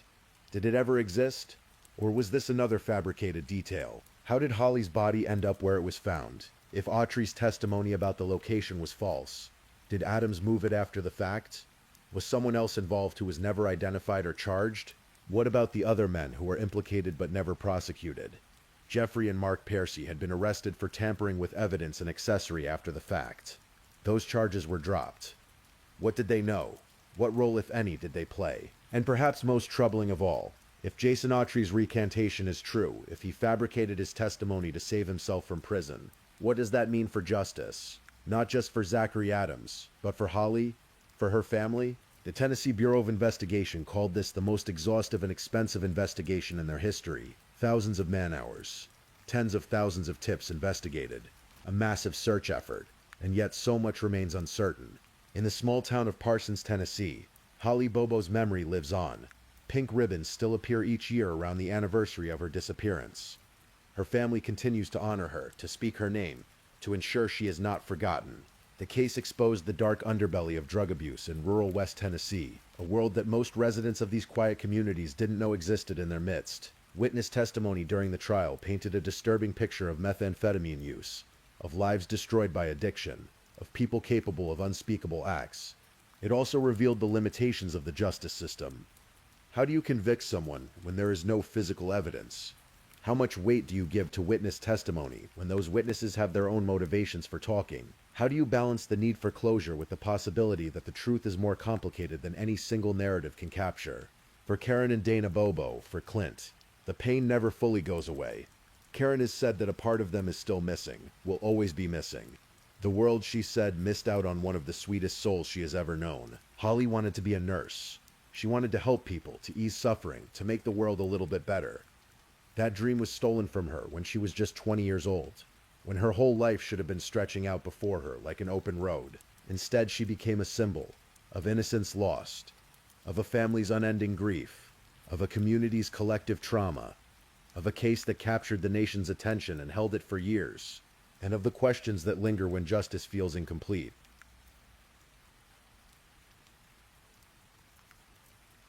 As you drift towards sleep, let yourself release the weight of this story. Let it settle somewhere in the back of your mind. A reminder that the world contains both great beauty and profound darkness.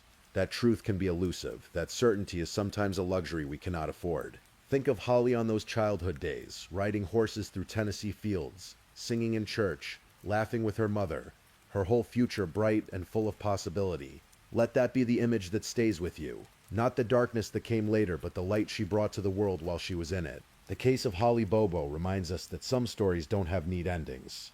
That sometimes, despite our best efforts, despite years of investigation and searching and hoping, we are left with more questions than answers. That justice, when it comes, may not feel like enough. That truth can be layered, complex, contradictory. But it also reminds us of the strength of families who refuse to give up, of communities that come together in times of crisis, of investigators who dedicate years of their lives to seeking answers, of the importance of remembering, of saying the names of those we've lost, of honoring their memory. Rest now. Let the story fade as sleep approaches. Tomorrow will bring new light, new questions, new possibilities. But for now, just rest. Holly's story, like all stories, becomes part of the larger tapestry of human experience. We carry these tales with us, these reminders of fragility and resilience, of darkness and light, of loss and love. And in the carrying, in the remembering, something of those we've lost remains alive.